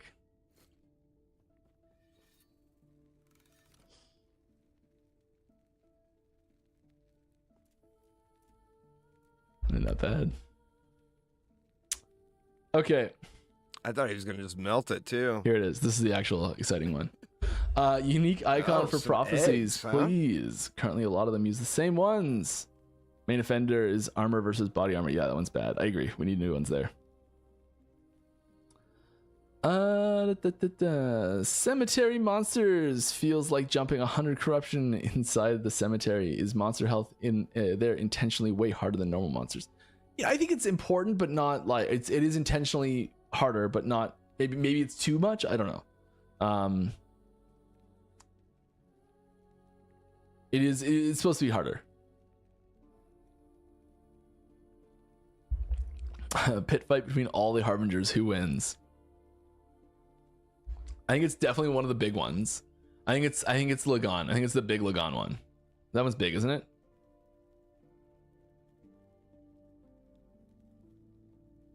I can't remember which ones are big, which ones are small. But definitely one of the big ones. That'd be pretty That's what always crazy, gets huh? me. Custom crafting minions. Lagon is small. Oh, Shit, everybody be playing a Necro.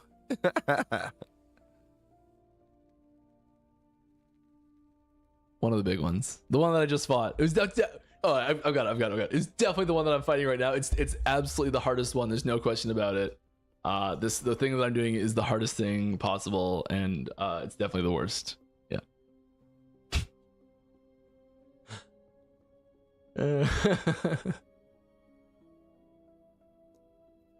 Rare enemies. Okay. Let's get one more shot at it, right?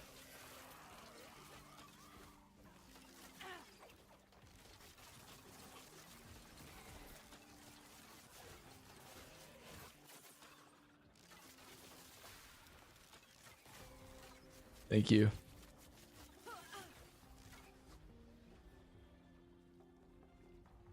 I always do this. It's like my calling card. Leaving stuff on screen that shouldn't be there.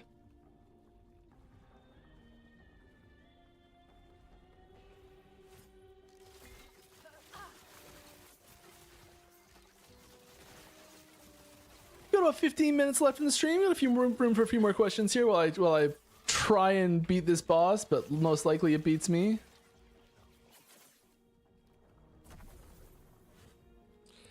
I wonder when they're going to get the content creator program going again. They said they shut it down around updates. Well, it's a couple Any plans weeks to past make now. gold, make pets pick up gold and affix shards, or at least an option for it? We don't have plans for this at the moment. It's not impossible. We don't have any plans for it. This is one of those things, and I always just have to say this just in case. If we ever do that, everyone would get a free pet. Anyone who doesn't have, I think pretty well every account has a pet at some point now. But if there was an account that didn't have a pet for some reason, we would make sure that account. I don't know why I empowered that. I should have just banished it. we would hand out a free pet for everyone, just and they'd be functionally identical. So none of the fancy pets would have new functionality for it.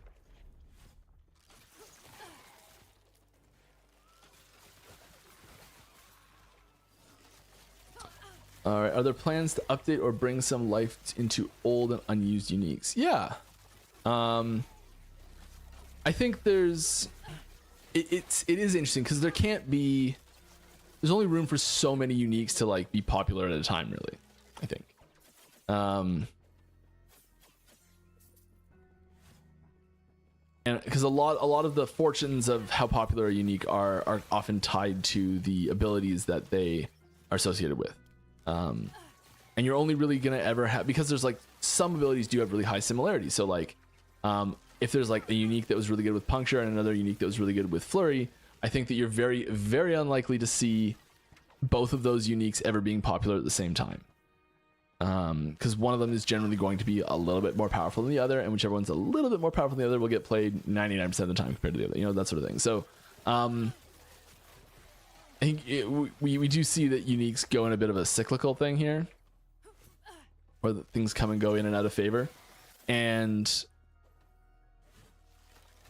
we try to, you know, if there's like there's naturally a little bit of power creep that happens regardless, and I think that we try to when we can bring up some old ones, to especially ones that we think will synergize well with new content that's being added. God,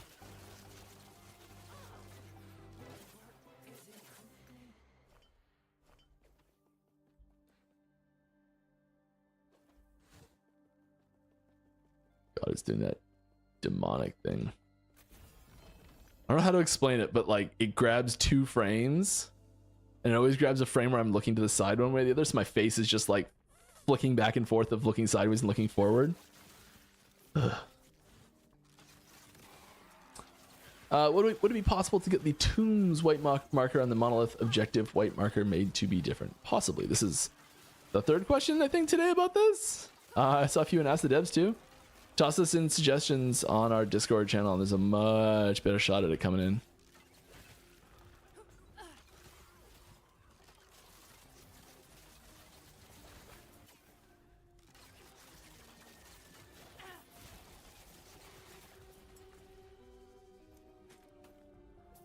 I just turned stat items on because I still want them all right now. Hey Mike, thanks for the stream and answering questions. You're welcome. We're almost done here. We got about 10 minutes left. Is it normal for hammer throw to be deleted when hitting a wall? Yes. Been playing that build indoors of the echoes, and it's not fun. Very frustrating. Is that intended interaction? Outside of buildings, the hammers will go through a lot of obstacles without disappearing. Yeah, there's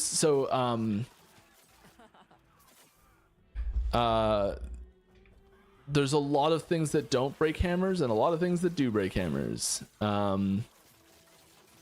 And it's not just hammers, it's basically any projectile. Hammers actually have 2 colliders. They have a I'm gonna hit enemies collider and a I'm gonna break on colliding with the wall collider. The one that hits enemies is way bigger than the other one. So it's really just like if it makes like a really solid connection with something big, that's when it breaks itself. And yeah, it doesn't do great in small enclosed areas. But you know, I think that's, and as we get more even more variety of content in the game, I think that is really important to have spaces where your ability shines and spaces where your ability doesn't, you know.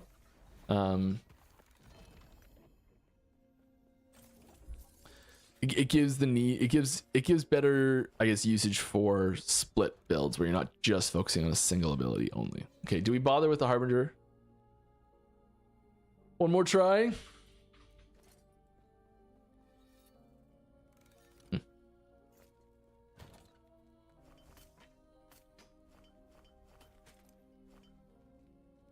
The helmet any good? Where is it? Is it being here?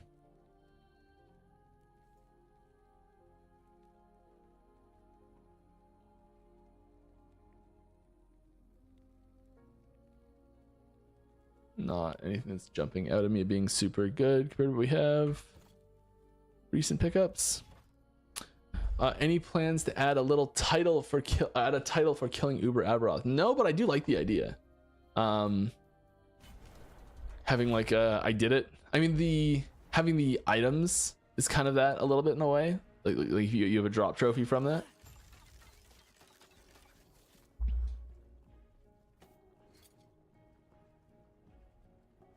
Oh. Talk about health.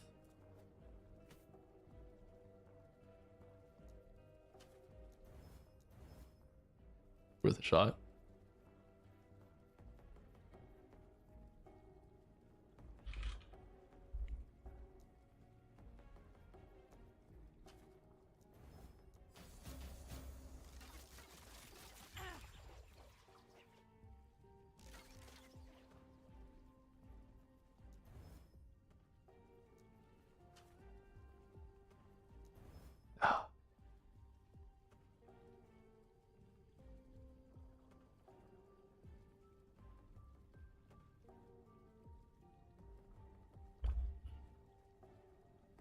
When are they adding Bloodwave Necro? You know, got a I think similar this might thing, actually be better. but Not it's 100% sure what it's more going to take the balanced. points out of. It might actually be really important. Let's see what it takes the points out of. Yeah, duration, armor shred, area. That's not terrible for us, actually. Legion damage. I think it took points out of there, these two.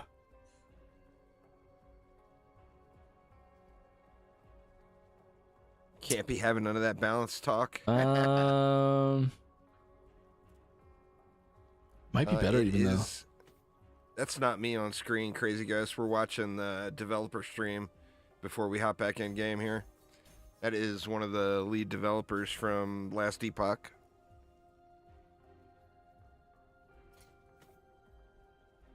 Says it's way better.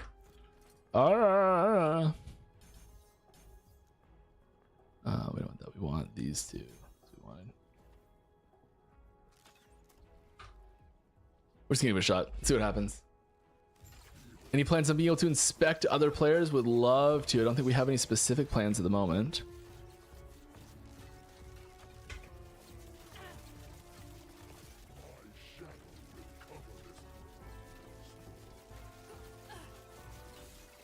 Inspecting is one of those things that's tricky. It's like some people are like, you can end up with people that are situations where they really don't like it,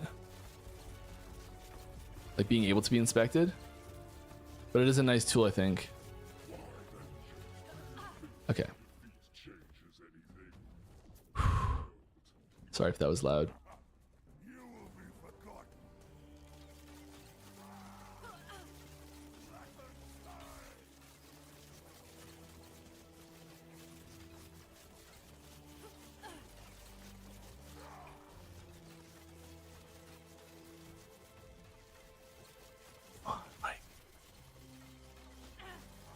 Come on.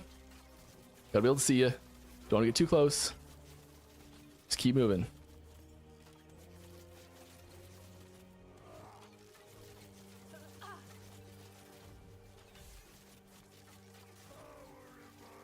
Oh, come on.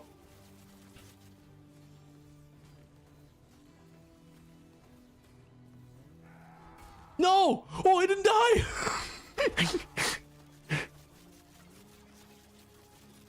Close. Yes! Oh, thought I was dead for sure.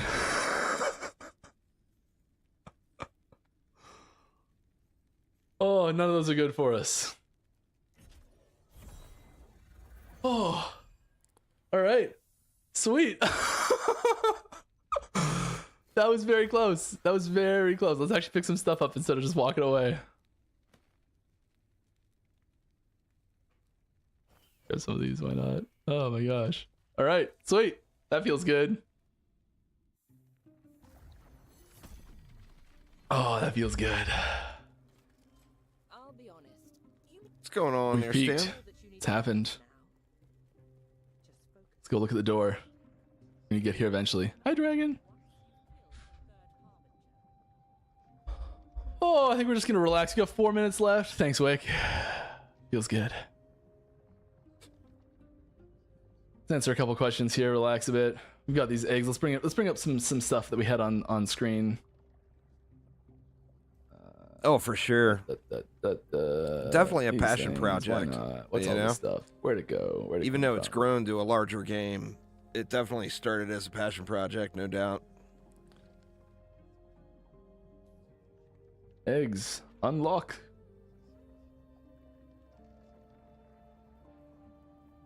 Come on. A little bit bigger. A little bit of info. Any future where upheaval skill numbers or mechanics can be brought up a bit. I love the primeless ground slamming idea, but I think it falls behind a lot of other skills. Yeah, there's I think upheaval, we've positioned it in an attempt to be kind of a setup skill to go with earthquake if we can, and it doesn't really work that well with it. I would love to see like a more upheaval forward version, because I agree, I'm right there with you actually.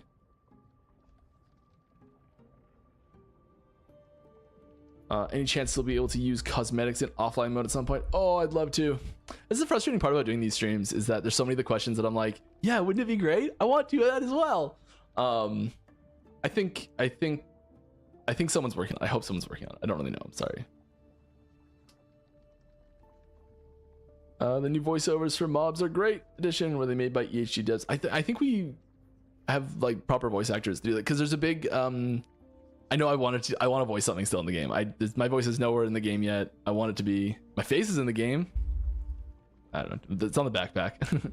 But I'd love to have my voice in there somewhere. And you need better audio recording stuff. Like I've got a decent mic, but it's not perfect by any stretch of the imagination. And the people we get to do actual like voice acting for stuff have proper recording setups. So that's a big thing holding back a lot of people from recording voice lines for the game. Thoughts on spawning the player inside Tomb and Cemetery when entering such a designated echo? I mean, the doors are literally on the echo web already. I mean, the way that those systems and zones are spawned, because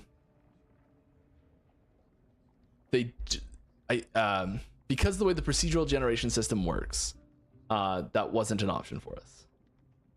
This is the like procedural generation. This is the first time we've had procedural generation in the game, and it was the options we had for it are very narrow. So and we did that to try and reduce bugs and to make it run smooth and that sort of stuff, which pretty pleased with it overall. Like there's definitely room for improvement, but like shout out to all the people that worked on that. They did so much work on it. I'm very, very happy with how it came out. My goodness. But yeah, I think we'll be exploring new ways to leverage that procedural generation system for new content in the future, and that might include directed into it instead of as a side zone. Because right now all of them are side zones. It's the only way. Is it possible for an exalted item to have nothing but tier 7 affixes? It is technically possible, but I really wouldn't get your hopes up on that. So yes, it is possible for the game to generate a 4x-T7 item. I think now because of some of the tools that are available now in Nemesis and all that sort of stuff, I think it's possible to get like 36 or 35. 35 the highest? 35 would be the highest. Obviously not 36. Maybe we'll go higher one day. That's why we did the affixes starting at 1 and going up to 7. Actually went up to 5 originally. Was because we wanted there to be a way for it to, if we're like, oh, we need to add another tier, we don't have to like add a tier 0 and a tier -1. It has the downside of not knowing if you're at the top yet, which is the big advantage to having tier 1 be the best. So it's give and take. Are you going to release a new roadmap? Yes. Do I know when at all? No, I'm sorry, I don't. And on that terrible disappointment, it is time to end. All right. Thanks for stopping by, everybody. I hope you had fun. I know I did. I'll be back same time. Well, we got some good info there. We DC'd from our game, of course. We can hop back in here. So I am, for anyone just joining, I am trying to get a Forge Guard leveled up and being stubborn about it and doing empowered monoliths. I actually started them at level 60, so there's a whole lot of dying going on. Whole lot of dying.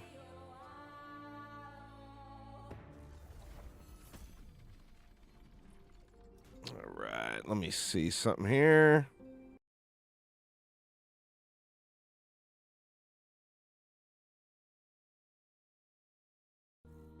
All right, let's hop back in. We were working on the Black Sun. I still need to get all the blessings and everything here. But hopefully I can get leveled up and not die every 4.5 seconds. But there has been some dying. Which way do we want to go? You know what? I don't want to go through the cemetery, but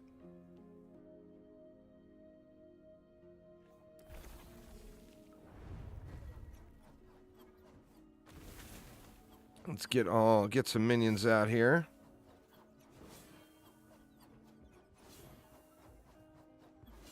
At least enough to get started.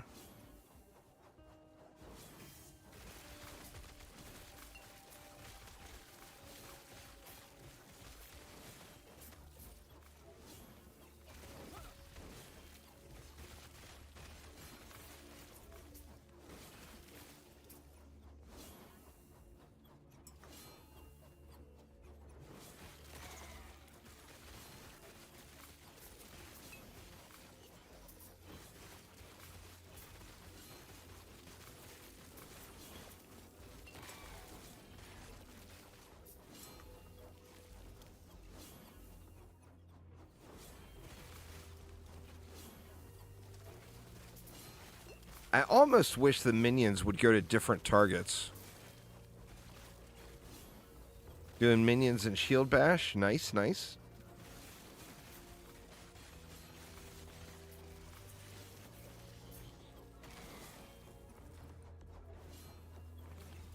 I have a few decent options on the Forge Guard. I've got a bunch of gear sitting.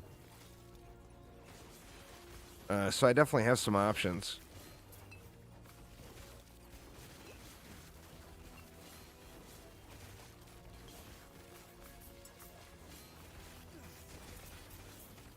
Dang, man.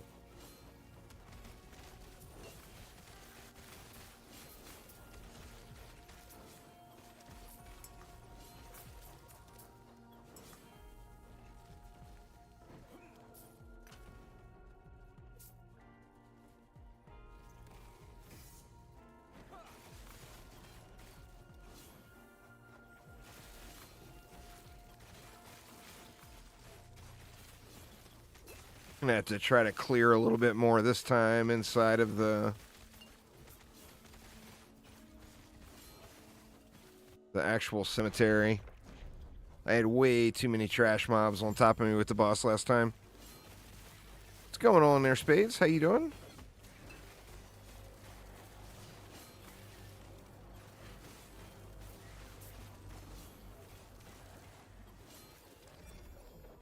Doing good? Well, very nice.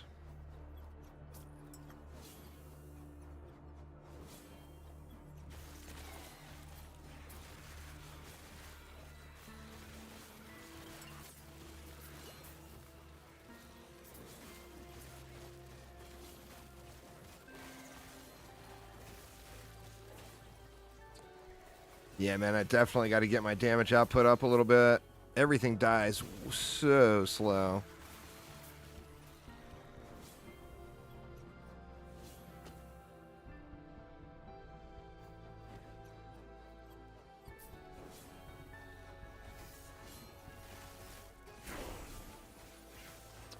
$71.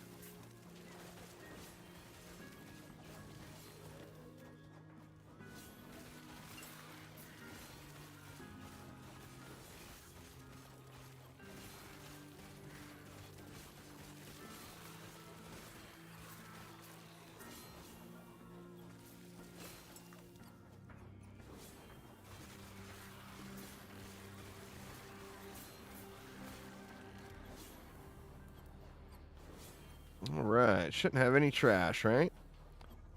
It's like no trash.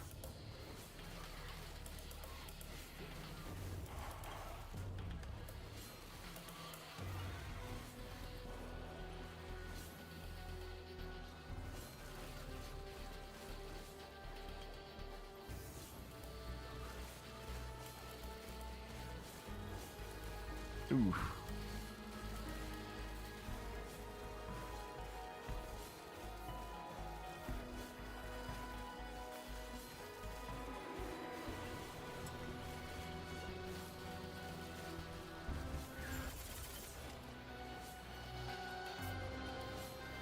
All right.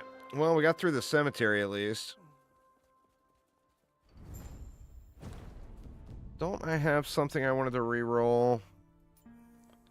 I think I did. That one.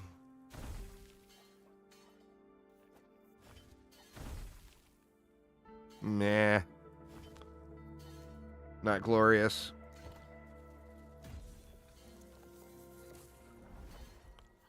Let me look and see how far off I am on... Oh, I can use that now.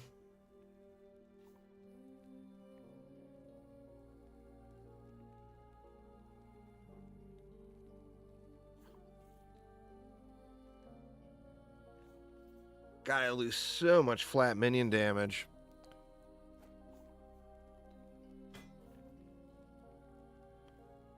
Let me just put this here for now. One more level, I'll be able to use the helmet and get the 3-piece. Wait a minute, why is it not? Oh, there it is. It's giving me the 2-piece set.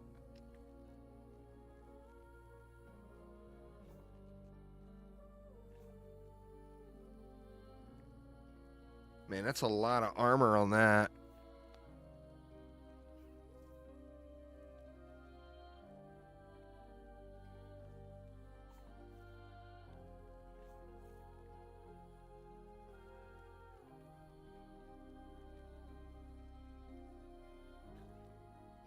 I'm wondering if that armor will help my survivability just using that until I get a better piece.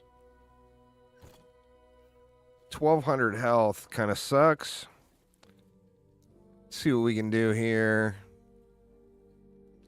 Now, we were working on this block, trying to get the...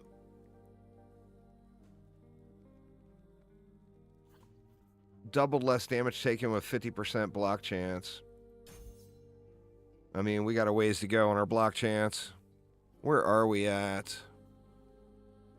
47%. Actually close. Getting close.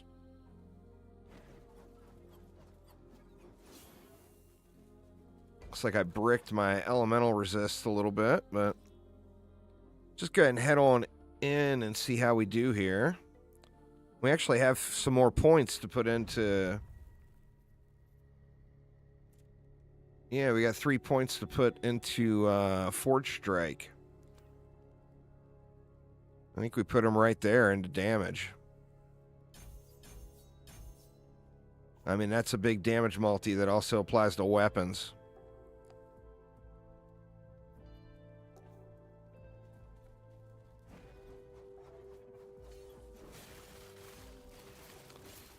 See how it feels, though.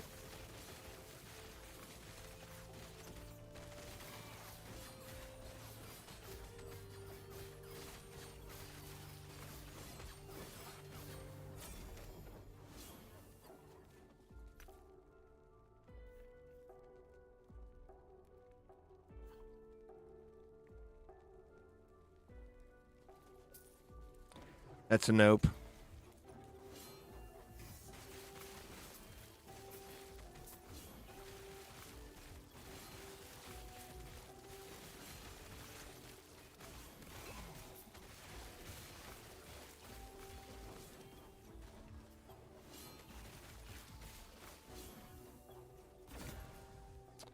Ooh, we finally got an egg.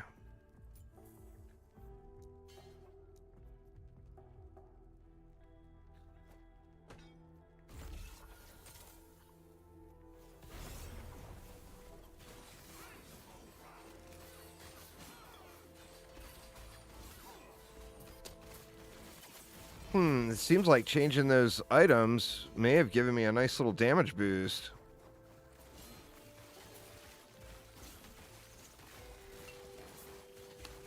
Didn't do anything for my survivability, of course, but...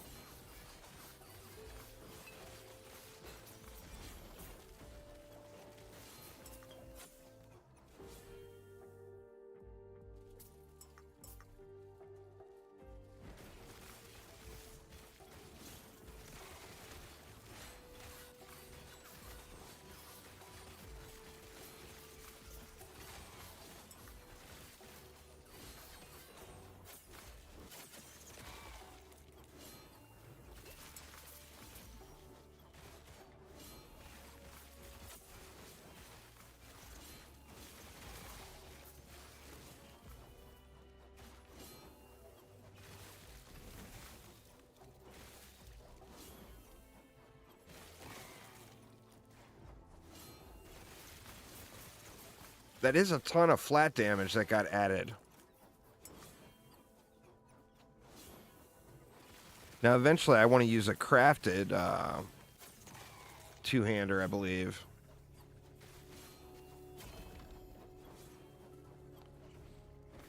What do we have there?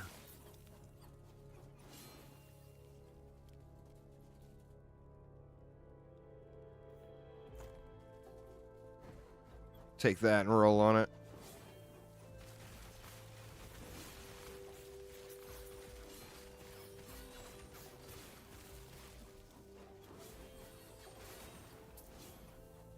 Yeah, I feel like the damage output is much nicer than it was.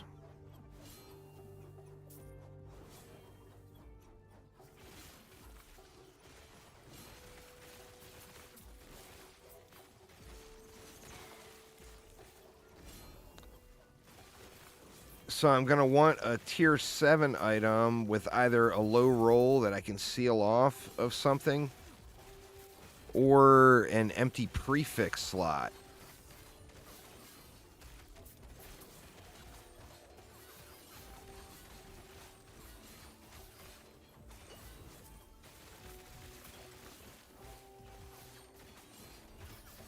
Ooh, big shot.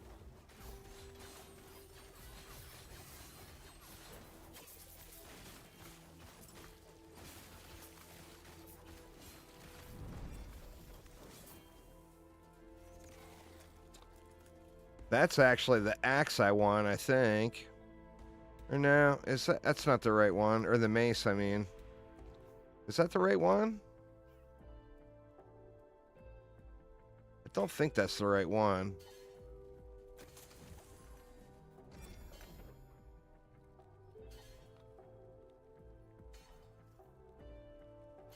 That might be workable.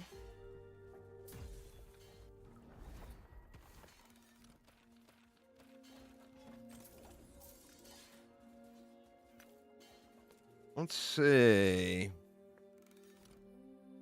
Now, which one is the ailment? Cleansing ailments? That's a prefix.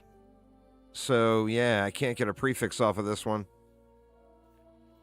Yeah, we're using weapons as, or summoned weapons. The forged weapons as our main damage output.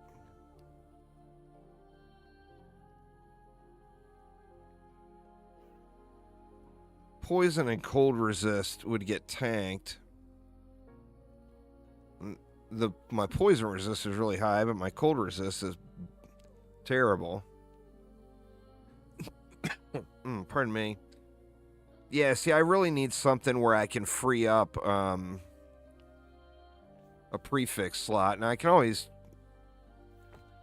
You know, we want that ward gained on potion use to be removed. Let's see. Of course not. Of course not. Oh. Well, now we got no potential left. Awful. All right, let's see what this turns into.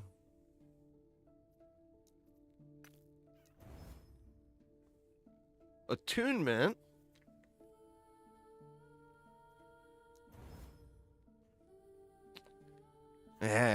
Yeah, see, it went to void damage. If it went something minion related, that would have been really good. But it didn't. We might want to save this for a slammer. What's that roll? It's actually a low roll. We'll just trash it.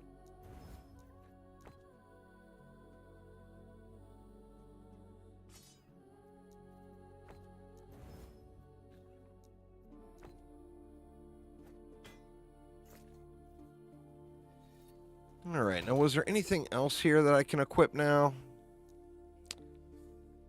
Well, I need to be 72 for that, so one more level and I can use that shield.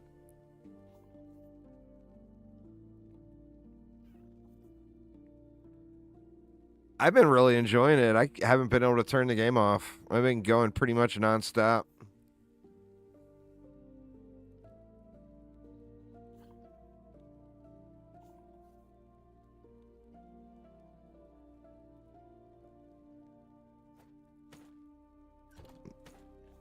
Yeah, see, it's missing. I need an open. I mean, that necrotic damage. You know what? Let's go for an absolute pipe dream. Or I can't even seal it off.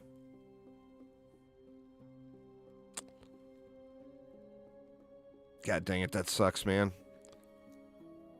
I mean, I can pray. No, I'm just gonna take the shards. What else was there? Just hit your first Weaver and Cemetery stuff. Very nice. Mana regen on that one we wouldn't really want.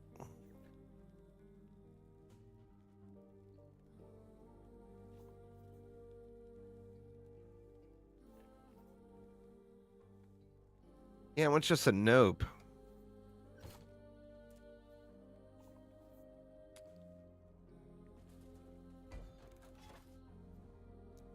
All right, let's just keep on going here.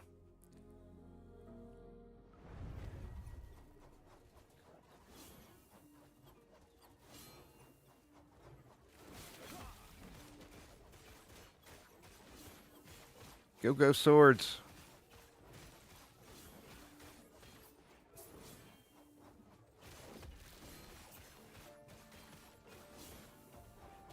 So we get one more level. I think it's one more level. I can use that shield, but then I can also use the full set, and that's going to give me 3 extra swords.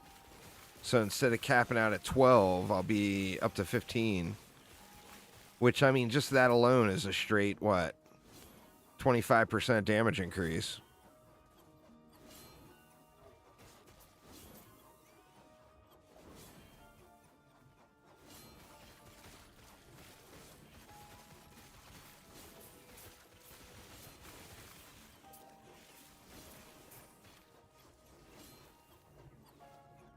Oh, I'm an old man.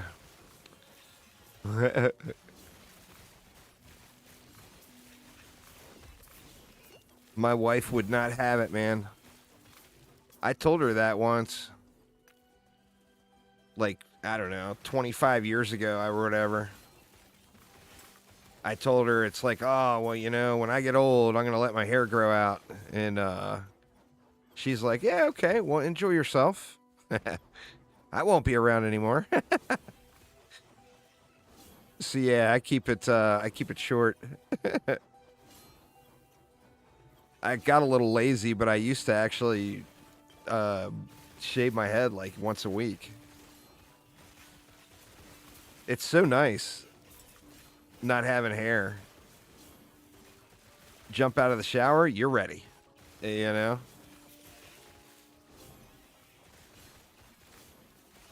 I've actually had my head shaved since I was a little kid.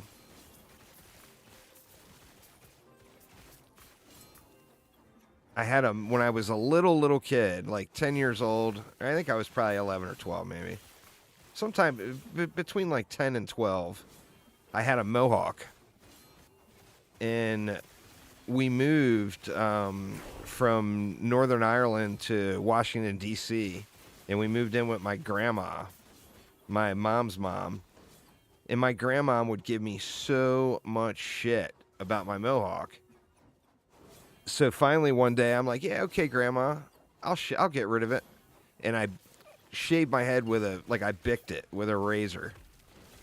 And I got so used to not having hair and not having to deal with it that every time it started to grow back out, I just shave it again. I stopped doing it with the razor.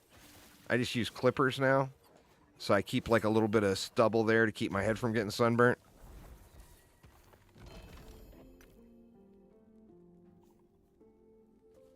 But yeah, man, it's awesome, awesome, awesome quality of life. Ooh, LP3.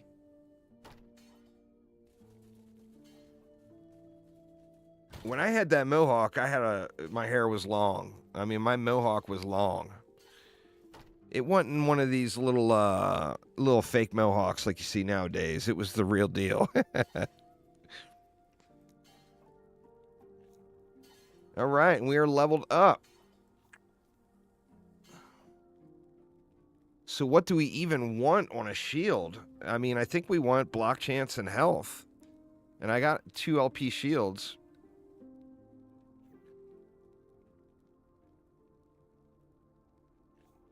I think that one is the one I'll use. Let me toy with this one, though.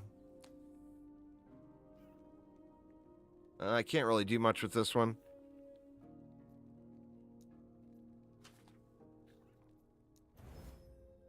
Melee damage, that was not what I was looking for.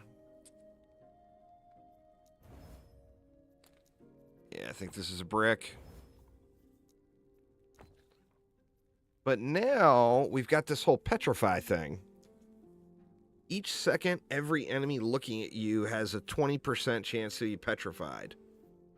When you block an enemy's hit, it has a 20% chance to be petrified.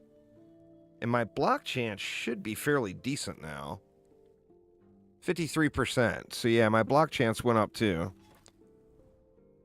My block effectiveness needs work.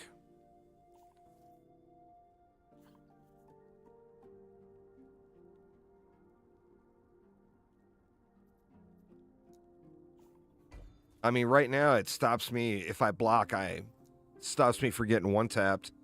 I'm curious to see how this petrify works, though. I haven't really seen it in action at all yet.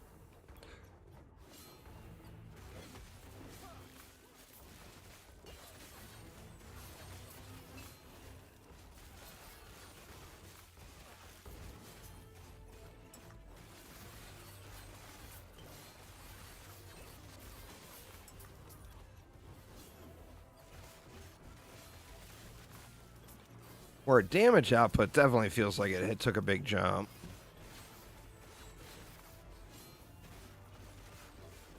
That's a good thing.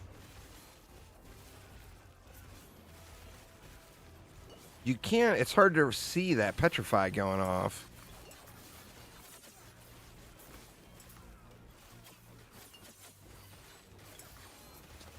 I'm not sure what the icon or whatever is.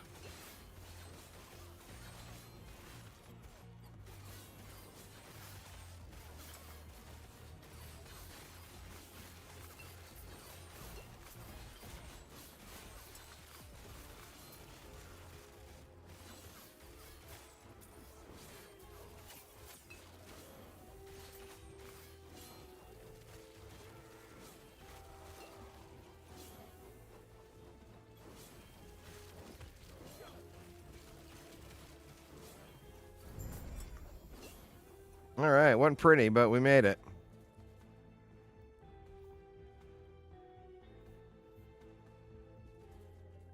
Definitely feels a little bit better. All right.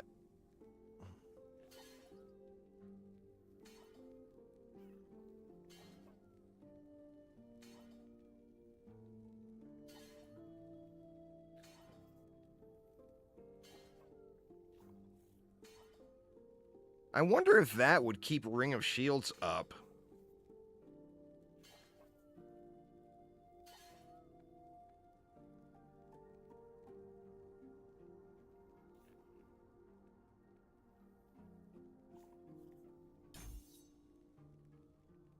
I don't know. We can try going into it.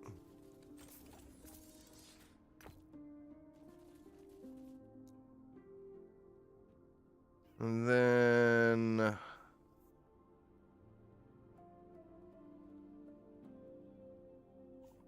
we got our block chance capped there. I think we just want to go out here. Let's go crit chance. What is my crit chance at now? It's got to be low, right? 24%, 25%? Oof. Am I getting any other bonuses? No, we got a ways to go still.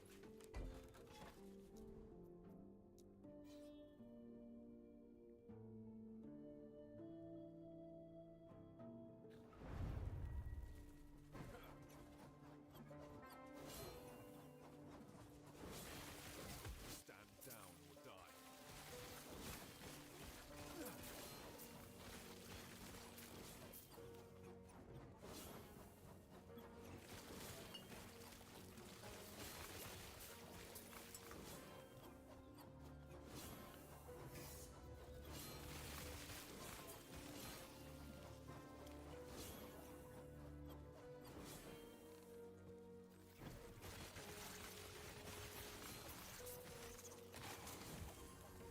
I want to see how often those shields come up. I only got one point into it now, so it probably won't be that often.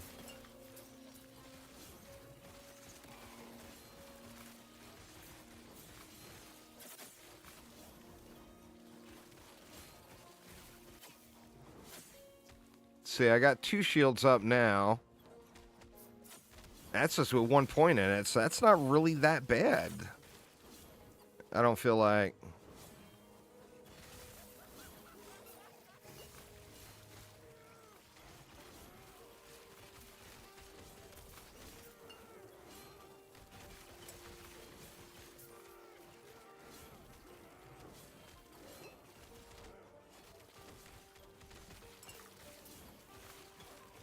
Oof. Get him, baddies. Get him. I definitely need some more healing, though. Some sort of leech or... There's a heal on block type thing that I could add in.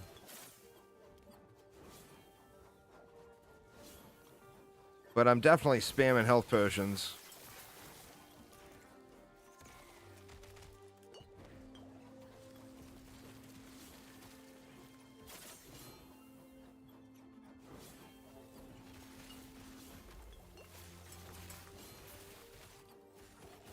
Stand down or die.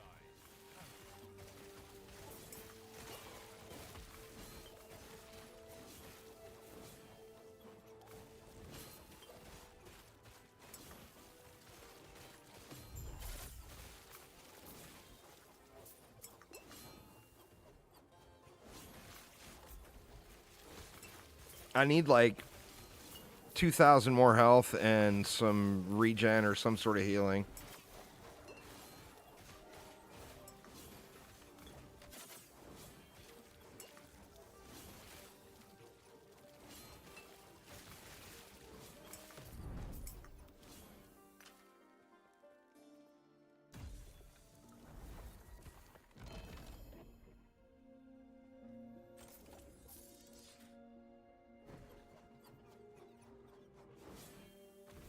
Get homie back out here.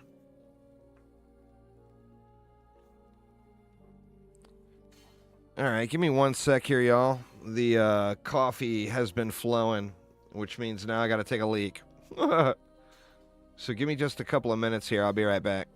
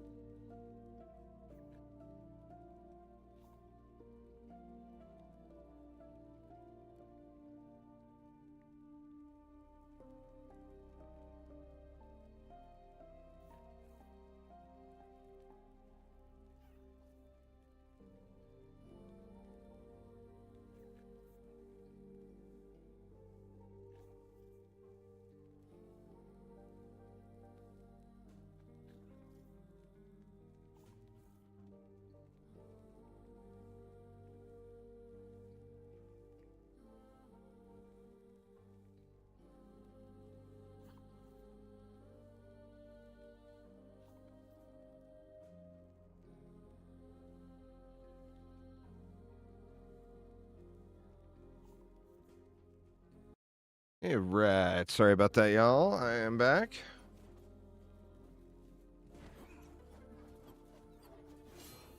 All right, let's just continue onward here. Should I come over and get that unique helm? There's no unique helms I think that I really need right now.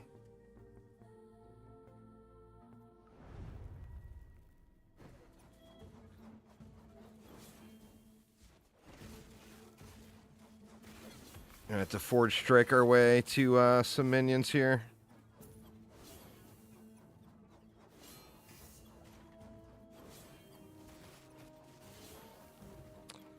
Yeah, it definitely feels like we had a nice DPS gain.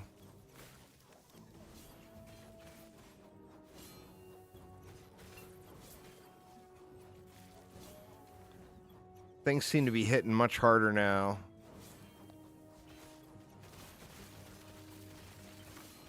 Oh, I forgot to equip that other piece to get the 15 swords.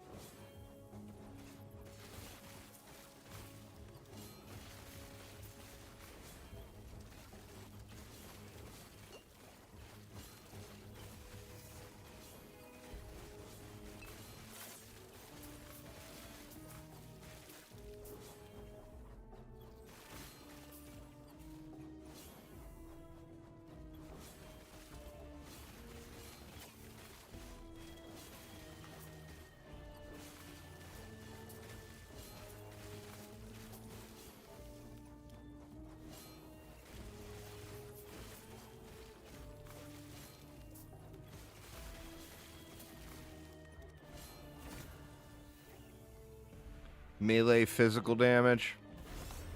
I mean, we'll see what else rolls on it, but not overjoyed about that one.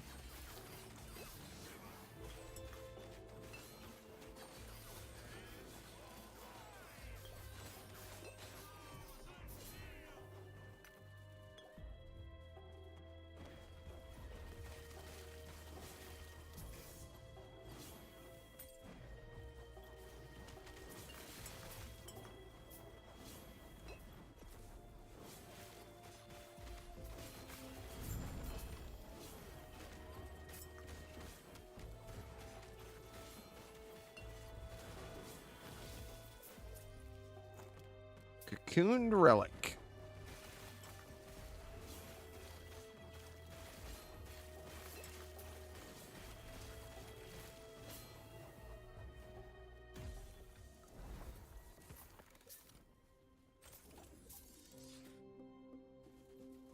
Let's see what that is. Boo. All right, let me see.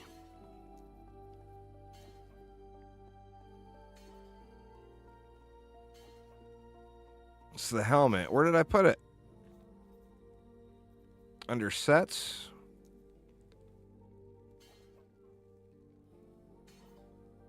God, look at the armor gain, fire damage gain. I mean, everything is good on that.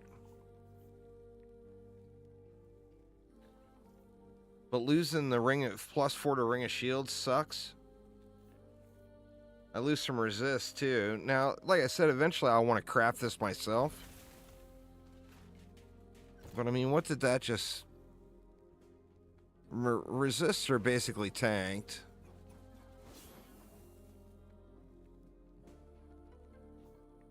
Up to 67% armor now.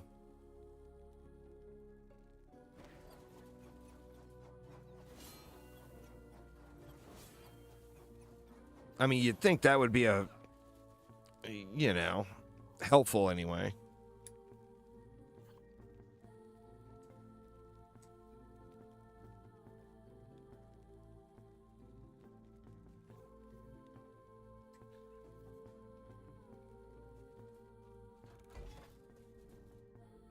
Got another shield over there. I don't really want a unique shield. I need some...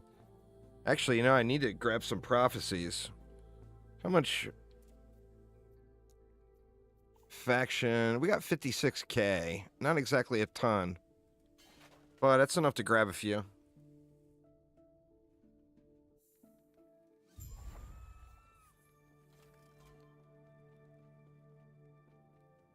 gonna have to buy lenses and everything.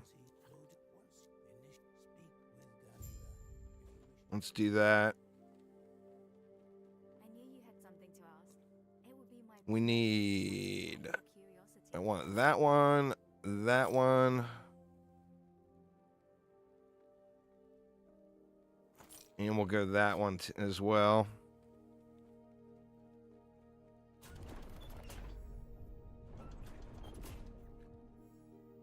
Try to get some shields out of the deal here.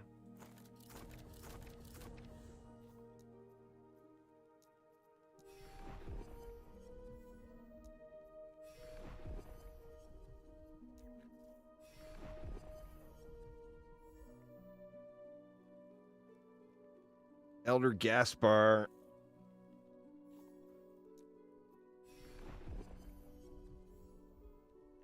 Emperor of Corpses.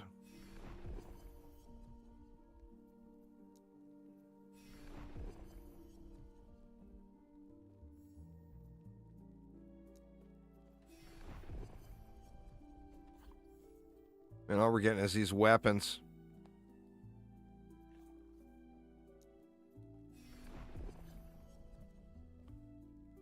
Two-handed maces, too, I could look at.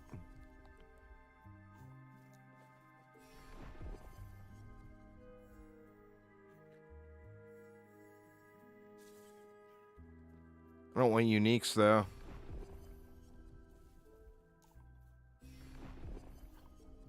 Oh, come on already.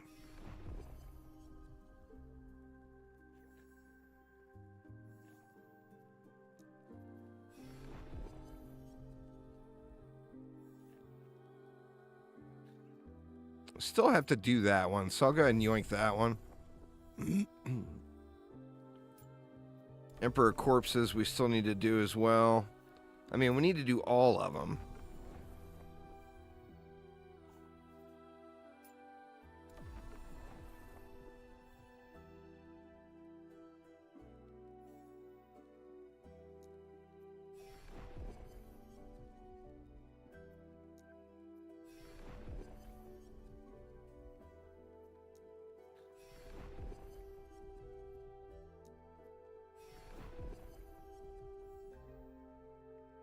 Abomination.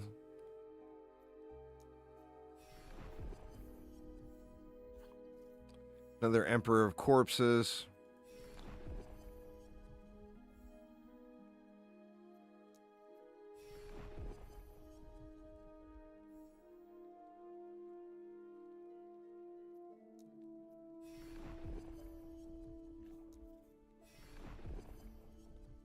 Good Lord, man.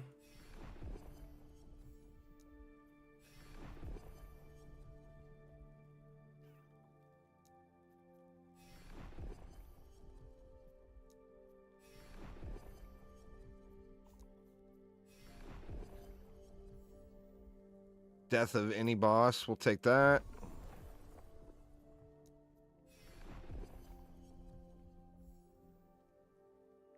Same thing there.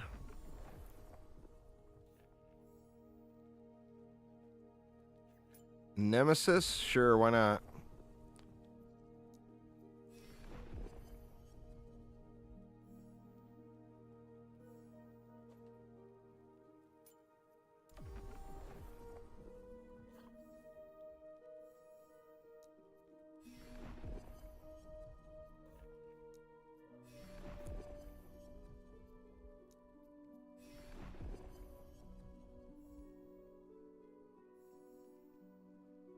The favor goes up so slow on low corruption. You're pumping out like 500, 600 corruption, you get so much favor. It's like, it's based off of the amount of XP you get. So even being level 100, you still earn XP, you just have no use for it.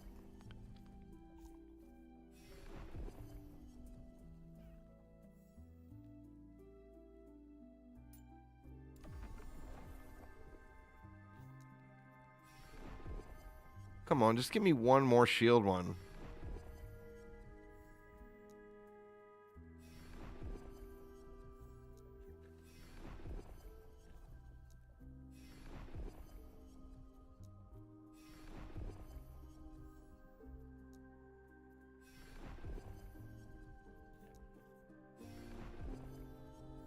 Jesus, man. This is rough.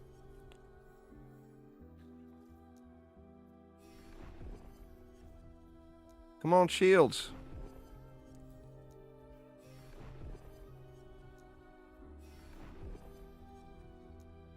Don't want unique shields, though.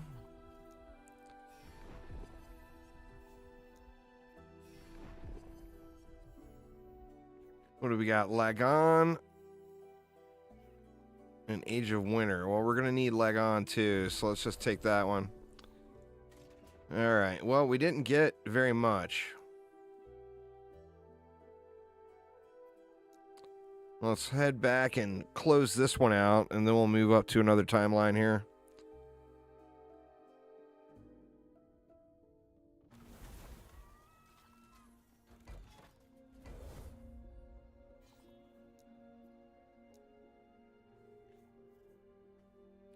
I need to start going through the tombs again, too, which I have not been doing.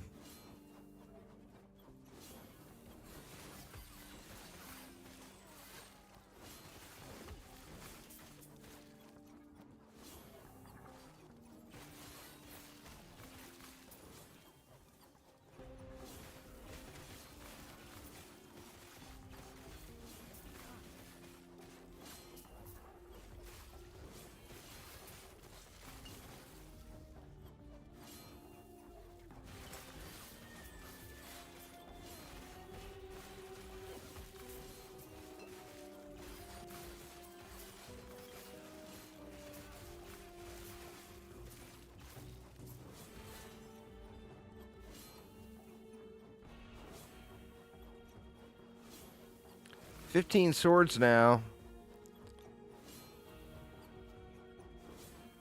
But that also increases my block chance, my flat damage, all the things. Not just having the additional swords, so that's kind of nice.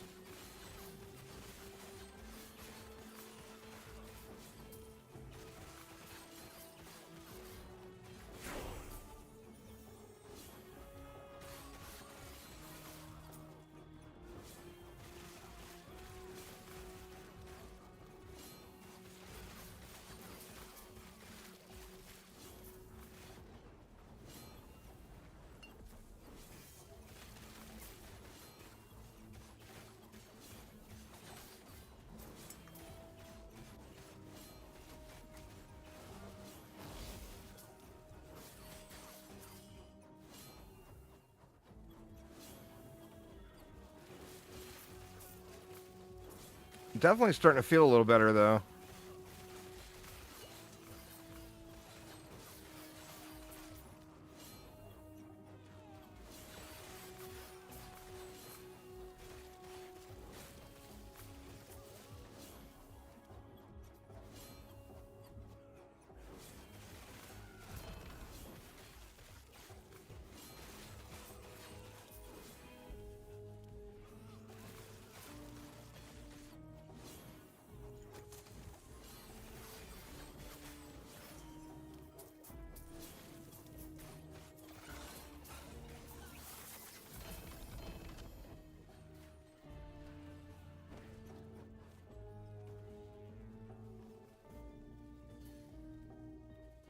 Those are both nopes.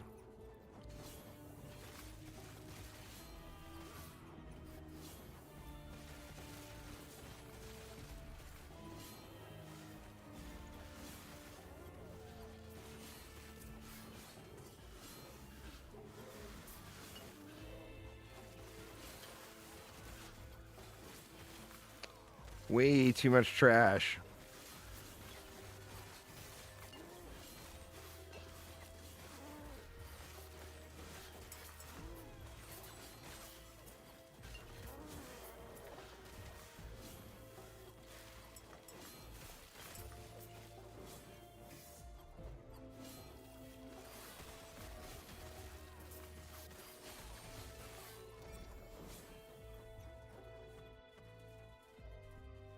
Ew.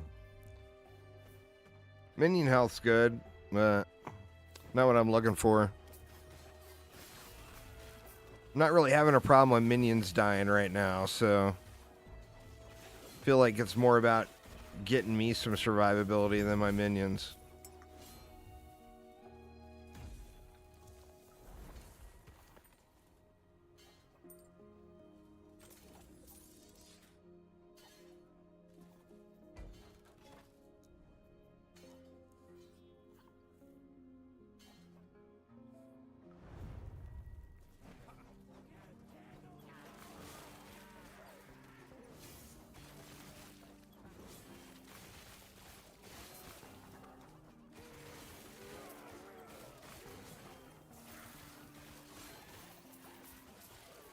Stand down.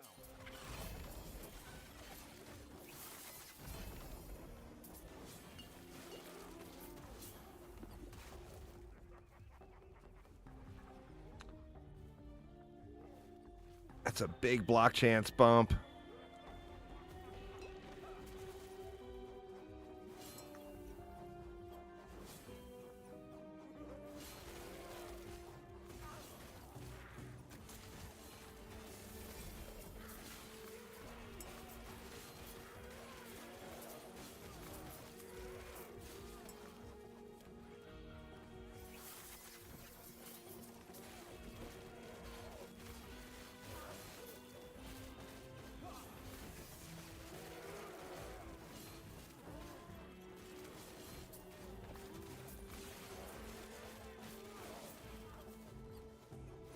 Oof. Prophecy fulfilled, but nothing survived the loot filter.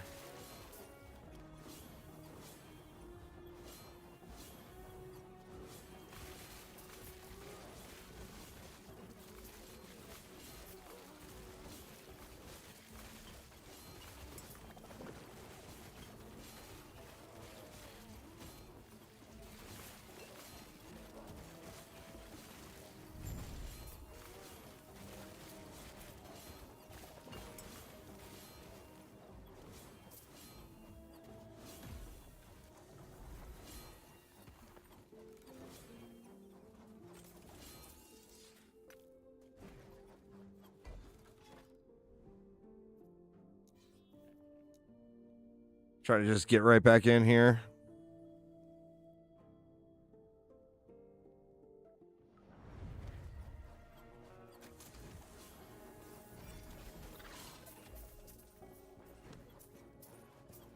You know what? I'm going to pick that up too, even though it was a lower roll.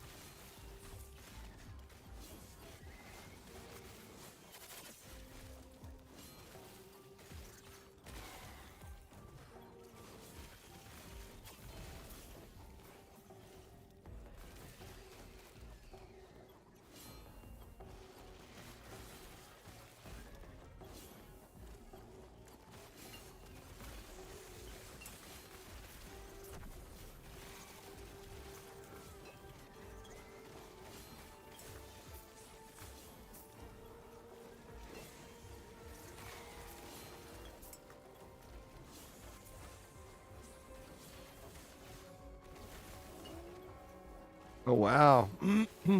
Minions are dying off.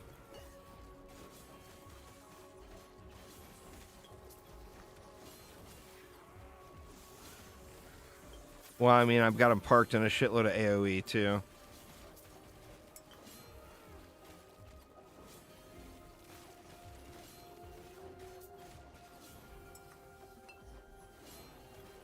Good lord, man. Die already.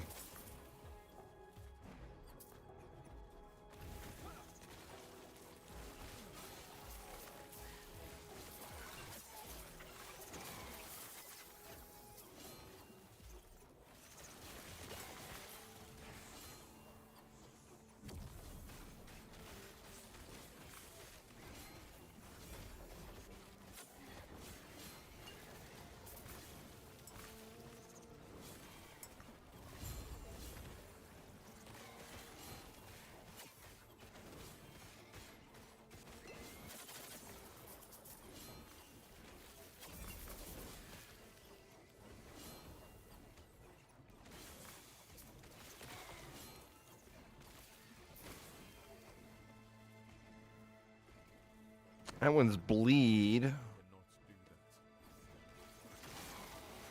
Well, we need a mace.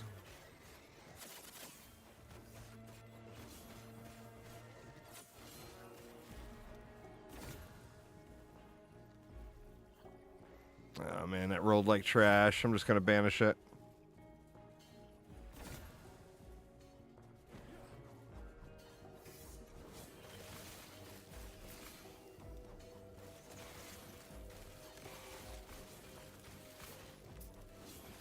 Stand down and die.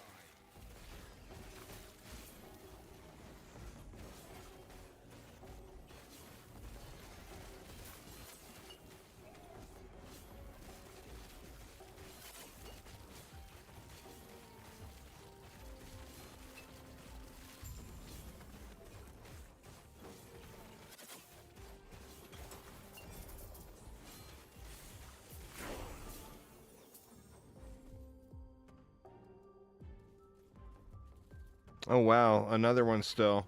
Jeez.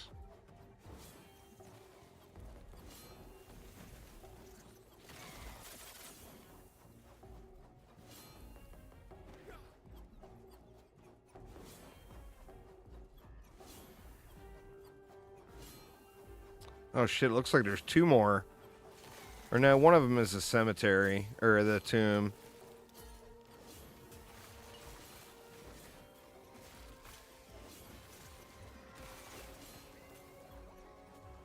That's the tomb.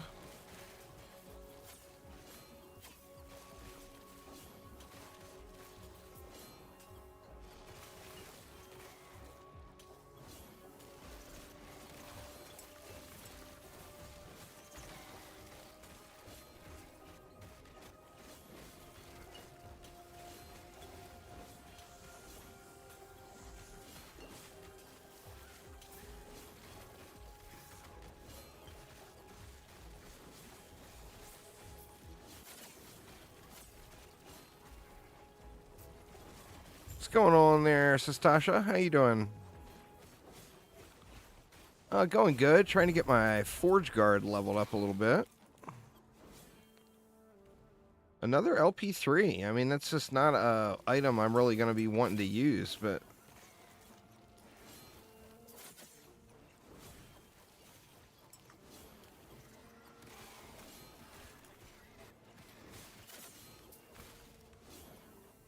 Yeah, right.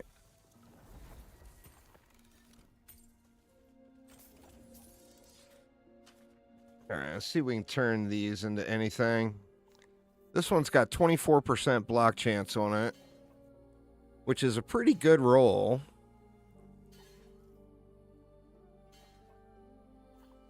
It's not going to let you post any links here, Shari. Post it in my Discord server. What's going on there, Phil? How you doing?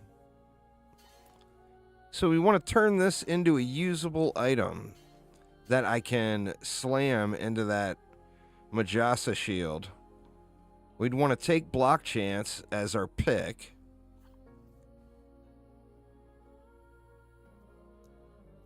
I feel like we want this off of here.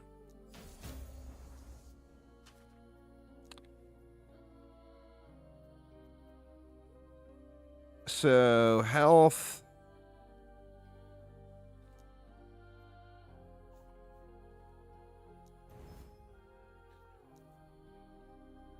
And what do we do here? Minion health. Is there anything else for minions?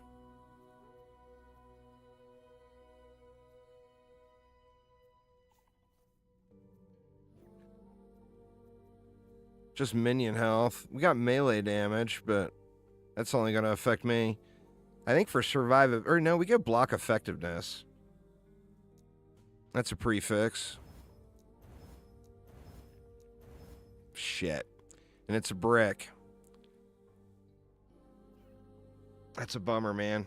That was a good start. Alright, this one, the block chance is not as good. It's actually a minimum tier 7 roll. We got to get rid of this. Nope. So that's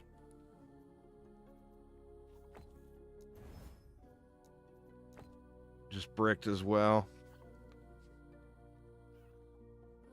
That's a curious piece, but it just doesn't really fit in with what I got going.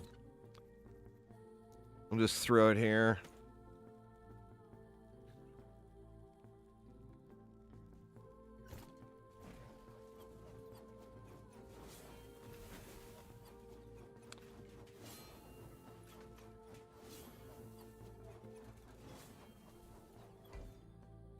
All right, we're all the way up to, well, we're at the boss and Orbis, so we can hopefully do them both.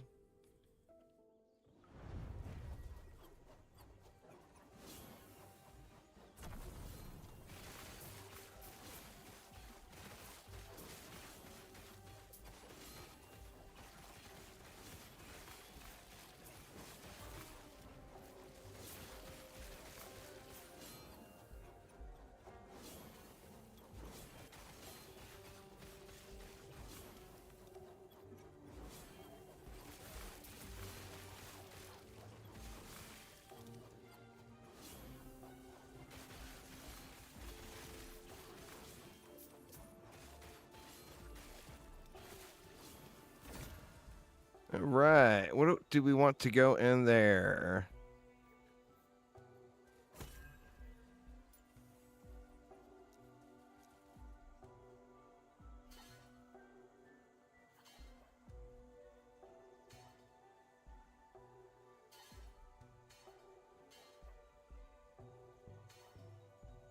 So let's throw those wing guards in, see how they turn up.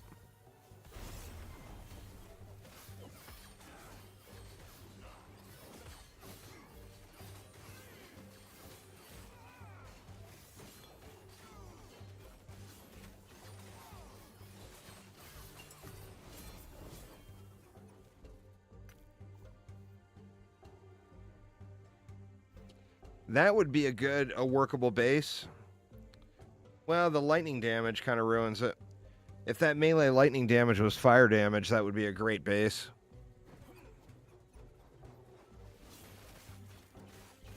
But it's not.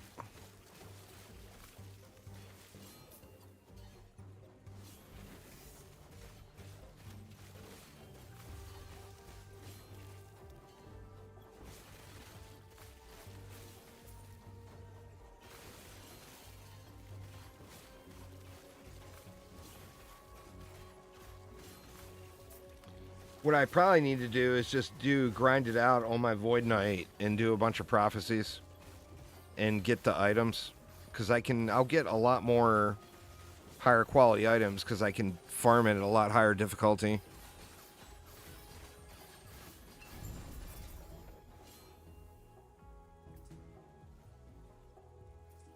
Wow. I'll save that in case I ever decide to go spears.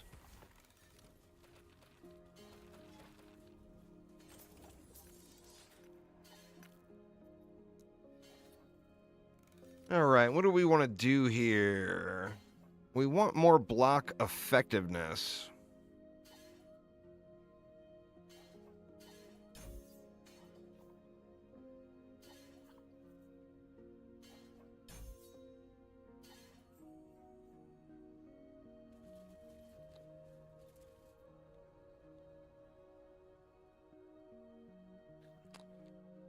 We're getting there. We're getting there. In the survivability area, anyway. Alright. Let's try it with the Harbinger. See if we can get some more eyes going here. Let me get all my swords out before we go in.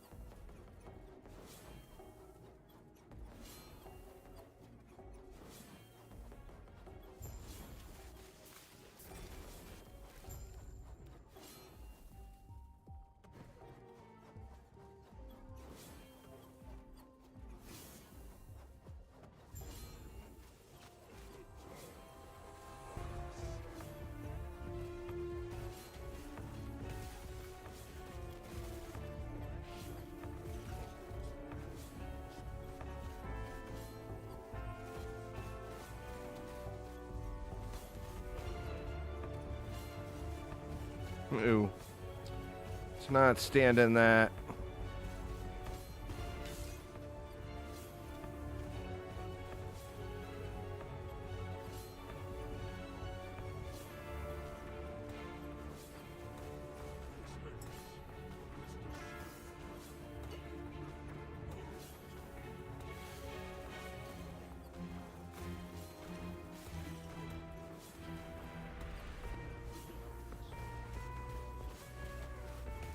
Shit. Was trying to get out of it. Gonna have to do another one, huh?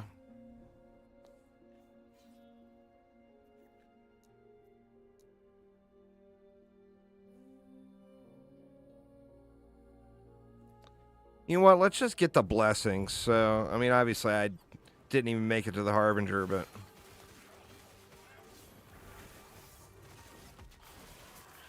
Cannot do that.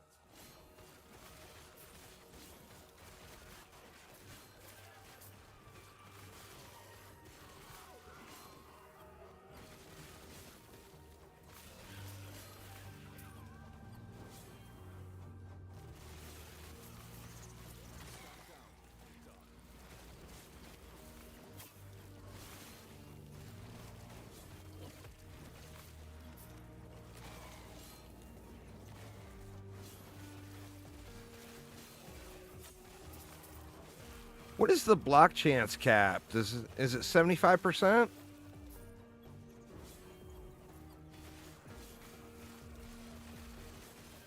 I've never gone block based, I don't think.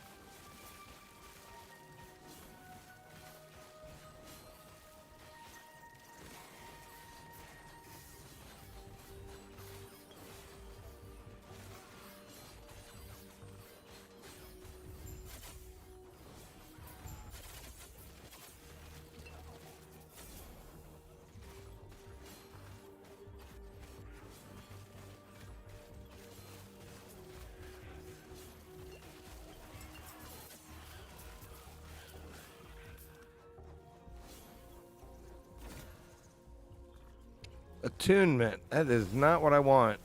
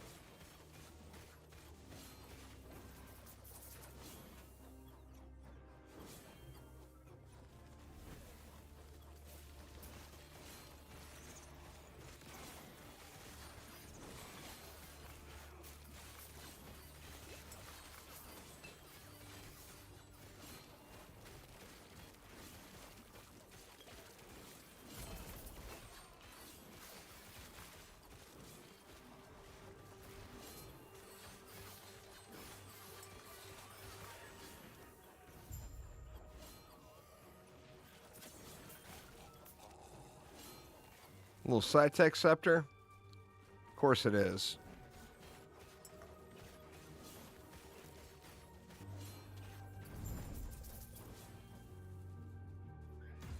All right, let's try the boss again here.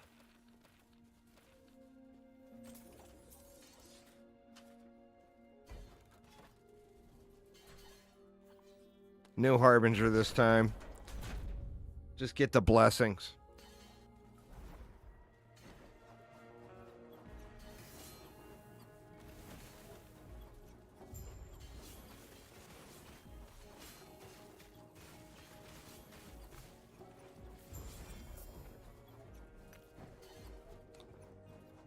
All right, well, we got 7 more swords.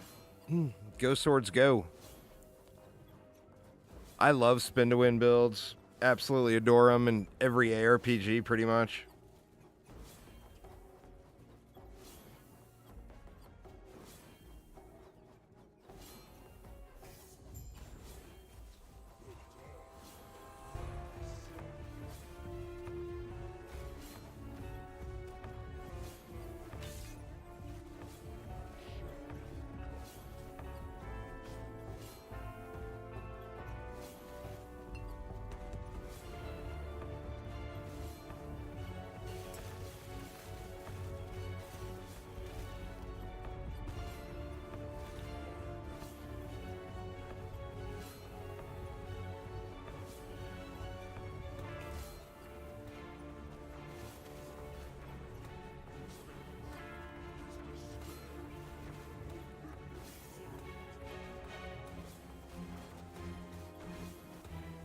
Go, go, little swords.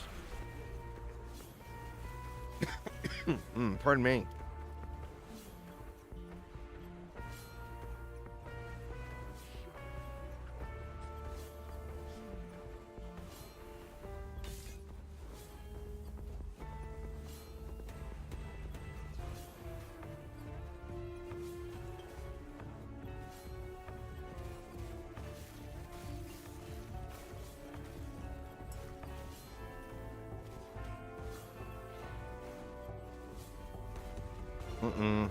Ooh, that was so close.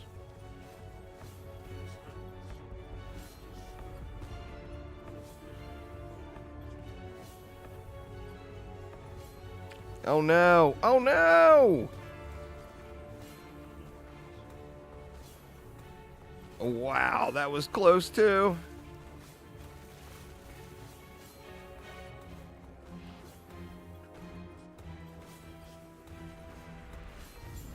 All right, well, we got him. That was not pretty, but got him. What do we got?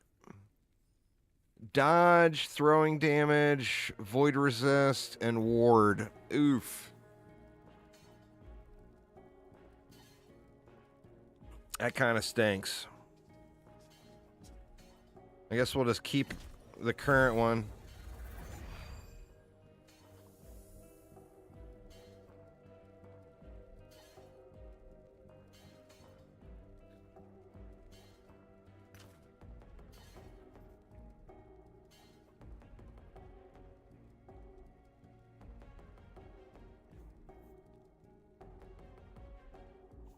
It's pretty much all junk.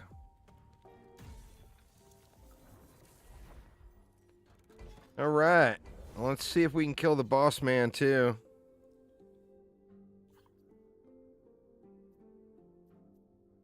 They're all the same.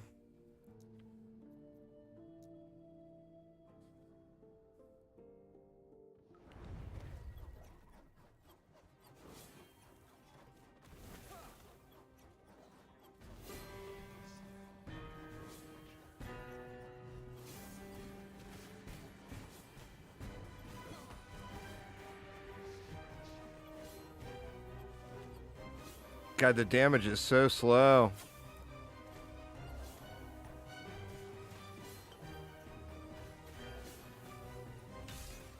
I mean, I don't have all my swords out yet either, but...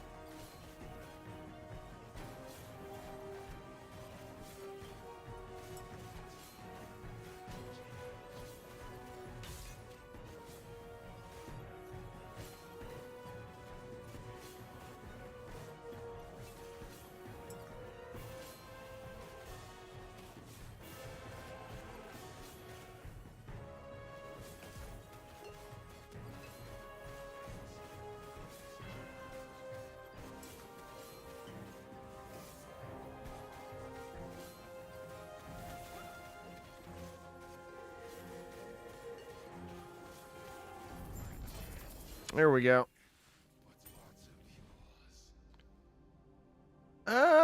That's probably workable. That one, not so much.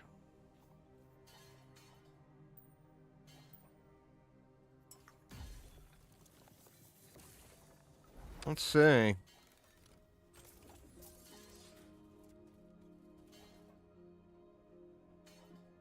Wait a minute, that took health,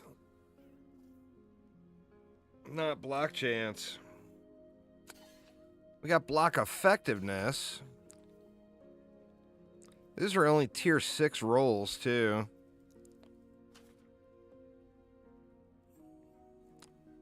That's a tough call, man. Which one is block chance? Is that, that's a prefix. But we wouldn't want to get rid of block effectiveness. Those shields are super easy to come by, though.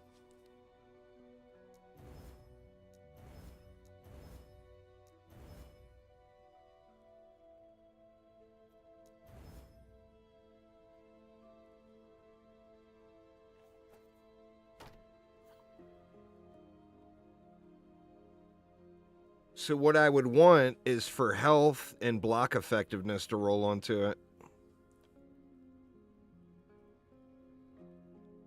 And then melee damage wouldn't really hurt. Let's see what we can do here. That's a level 72. Let me hop on the Void Knight here.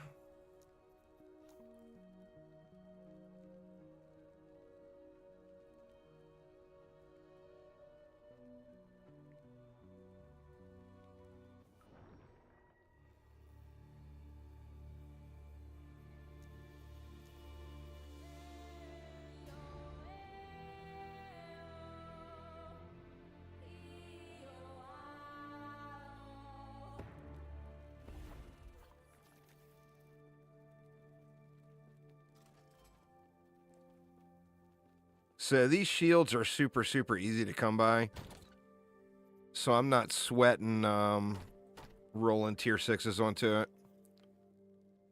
So we'll pick health, and we want block effectiveness or melee damage to show up. Armor wouldn't hurt anything if it shows up, but it's also not going to be good because it's, you know, low tier.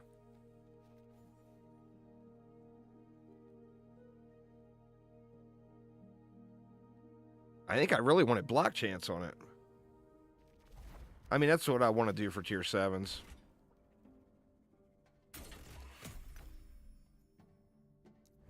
And that was a level 72. So we got to do tier 3.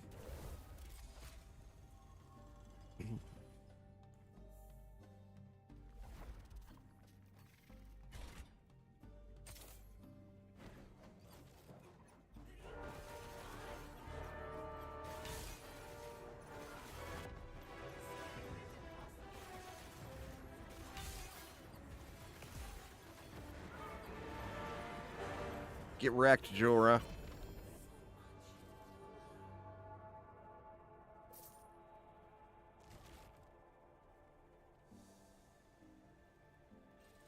All right, here goes. So we want to choose health. Don't be armor. Don't be armor. Don't be armor. Whatever you do, don't be armor. All right, block effectiveness. That's actually the one that I wanted. We'll take it.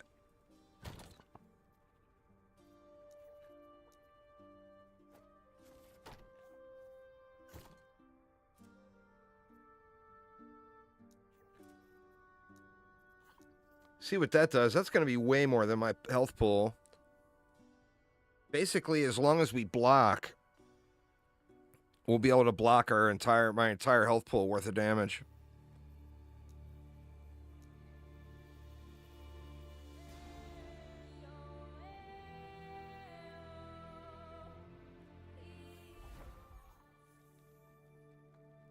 Let's check it out.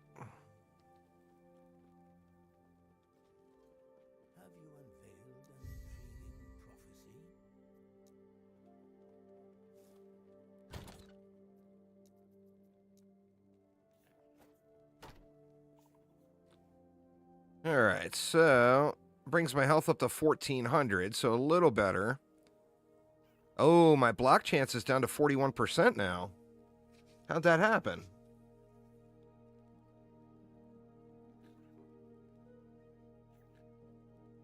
That is so weird. How on earth did that happen?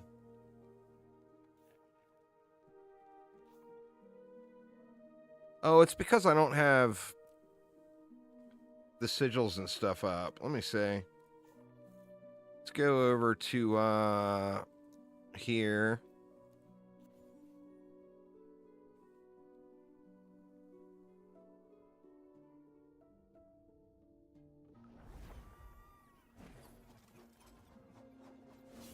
Get all of our swords out.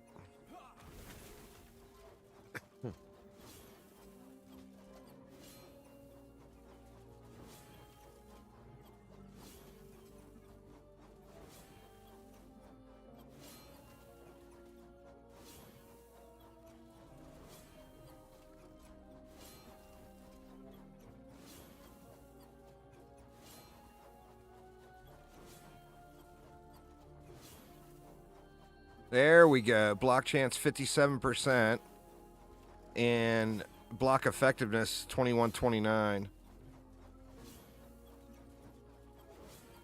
We're over the armor cap, I'm pretty sure. Or yeah, the armor cap. Or are we? I don't know what the armor cap is. I'm not sure on that block cap either.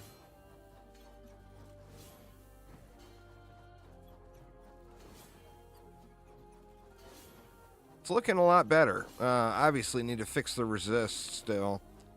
Resists are tanked. But anyway, y'all, that is going to get it for me for today. I will be back tomorrow. We had that Orcs Must Die Death Trap update land today, so I did a patch note video. So I was a little late getting started today. But I don't think that there's anything out of the ordinary happening tomorrow, so I should be able to get going right away, probably around noon Pacific time tomorrow. But anyway, that will get it for me for tonight, though, so thanks a ton for hanging out. Hopefully everyone's having a good start to their weekend, and I will see you all tomorrow. Take it easy, y'all.